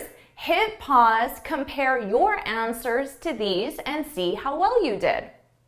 So how did you do with that quiz? Share your score in the comments below, and let's move on. Let's talk about maybe and perhaps. Now, first of all, you need to know that these are adverbs. And we use both of them when we think that something is possible, but not 100% certain. Now, although they both mean the same thing, maybe is more casual in tone, it's more conversational, and perhaps is more formal, more academic. Maybe is more commonly used. Now, the other difference is the sentence structure. Maybe we can use this at the beginning of a sentence. So I could say, maybe I'll go to the party. Maybe I'll go to the party. So this is when it's possible I'll go to the party, but it's not 100% sure. So I'm between yes, I'll go to the party, and no, I won't go to the party. I'm between them. Maybe I'll go to the party. Another example, let's say your friend says, have you seen my phone? And you could reply back and you could say, maybe you left it in the car. So here, your friend doesn't know 100% that you left it in the car. It's simply a possibility. Maybe you were just in the car a short while ago. Maybe you were just in the car. Again, it's not 100% certain, it's just a possibility. So your friend could say, maybe you left it in the car. And notice that placement, it's at the beginning of the sentence. Now, we can also use maybe as a one-word reply, which is very commonly used in conversations. So using our same example, your friend says, have you seen my phone? And then you could ask a question. You could say, did you leave it in the car? And then you could reply back and say, maybe, maybe. And of course, as a full sentence, that would be, maybe I left it in the car. It's possible I don't know 100%, but it's possible. Maybe I left it in the car, or simply maybe. Are you going to the party tonight? Maybe. Maybe I'll go to the party tonight. So remember, we have these two options for placement at the beginning of the sentence or as a one-word reply, which of course could be turned into a full sentence where maybe is at the beginning. Now let's take a look at some examples using perhaps. Perhaps it means the exact same thing, but remember, it's just more formal and is not as commonly used. There's one other difference. We can also use perhaps in the middle of a sentence as well. We can use it at the beginning, the middle, and also a one-word reply. So structurally, perhaps has more flexibility than maybe. Now, at the beginning of the sentence, I could say, perhaps I'll go to the party tonight. Perhaps I'll go to the party. Okay? Same thing as maybe, just it does sound more formal to me when I hear perhaps. Maybe is more common. Again, as a one-word reply, are you going to the party tonight? Perhaps. Perhaps I'll go to the party tonight. Again, just a little more formal. Now, here's something we can do with perhaps that we can't do with maybe, and that's to use it in the middle of a sentence. And I could say, I'll perhaps go to the party tonight. I'll perhaps go to the party tonight. So if you wanted to use maybe in that case, you would just need to change the placement and put it at the beginning and say, maybe I'll go to the party tonight. To summarize, both maybe and perhaps have the same meaning as when something is possible but not 100%. We can use maybe at the beginning or as a one-word reply. We can use perhaps at the beginning, the middle, and a one-word reply. Maybe is more conversational, more commonly used, and perhaps is more formal. And now you know how to use maybe and perhaps. So of course, I want you to practice. So leave a comment and make sure you practice using maybe and perhaps. Now see if you can use perhaps in the middle of a sentence as well. Remember, that's only possible with perhaps. So put your examples in the comments below. Are you ready for your quiz? Here are your questions. Hit pause, take as much time as you need, and when you're ready, hit play to see the answers. Here are the answers. Hit pause, compare your answers to these, and see how well you did. Now let's review our final word pair, the one that even confuses native speakers, the one I see lots of mistakes with, and that's the difference between farther and further. Now, both of these are adverbs, and they're both used to talk about something that's to a greater distance or degree. So they can be used as the same meaning. So what's the difference? The easiest way to remember the difference between these two and which one you need in your sentence is to remember that farther is used for physical distance. And the way you can remember that is farther has the word far, far, and far is used for physical distance. So that's a great way to remember this one. Now, if farther is used for physical distance, further is used for metaphorical or figurative distance. This is best explained using an example, of course. So let's imagine that you're going on a road trip with your kids, okay? Now you're driving. A road trip is when you go from one destination to another destination by car, and it's generally a long trip. So maybe 12 to 24 hours driving, or maybe even longer. So you're on this road trip with your kids. And of course, your kids are going to ask you, how much farther? farther. So physical distance. You're at point A and they want to know how much farther until you get to your final destination, point B. Physical distance. How much farther? How much farther do we have to go? How much farther do we have to drive?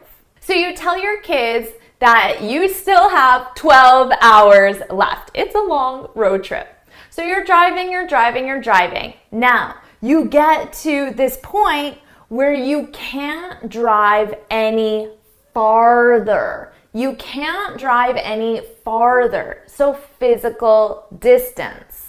So let's imagine you get to a construction site and the road is blocked off. You can't drive any farther. Now, you see there's a police officer and you want to get some information about what's going on. So you ask the police officer why the road is closed. And he tells you that there's construction. He gives you a short answer, okay? So now you can ask him, do you have any further information? Do you have any further information? Because you want information beyond what he gave you, greater than the degree that he gave you. So further, because we're not talking about physical distance, this is metaphorical. Do you have any further information? Now, the police officer could give you a few more details, and then he could ask you, do you have any further questions? Same thing. It's like saying, do you have any more questions? Do you have any more information? Further. And it's not physical distance. So that's the easiest trick to remember them. Farther is with physical distance. Now, just keep in mind that native speakers confuse these all the time and often use them interchangeably. So if you're ever in doubt and you don't know which one to use, I recommend using further, because it's the more common choice and it's more likely to be grammatically correct in a sentence. So you have better odds using further. So if it's clear that it's physical distance, use farther. If you're not sure, I suggest just using further. So now you know the difference between farther and further. And you probably know more than a native speaker right now. So before you leave, it's time to practice. I want you to leave 2 examples in the comments below. Of course, one with farther and one with further. Are you ready for your quiz? Here are your questions. Hit pause, take as much time as you need, and when you're ready, hit play to see the answers. Here are the answers. Hit pause, compare your answers to these, and see how well you did. You did it! Amazing job! Now you've corrected all the most common mistakes that even advanced students make with these confusing English words. Congratulations! Now make sure you get this free speaking guide where I share 6 tips on how to speak English fluently and confidently. You can click here to download it or look for the link in the description. And in this lesson, we focus on your English vocabulary. So why don't you start working on your listening skills with this lesson? You can watch it right now.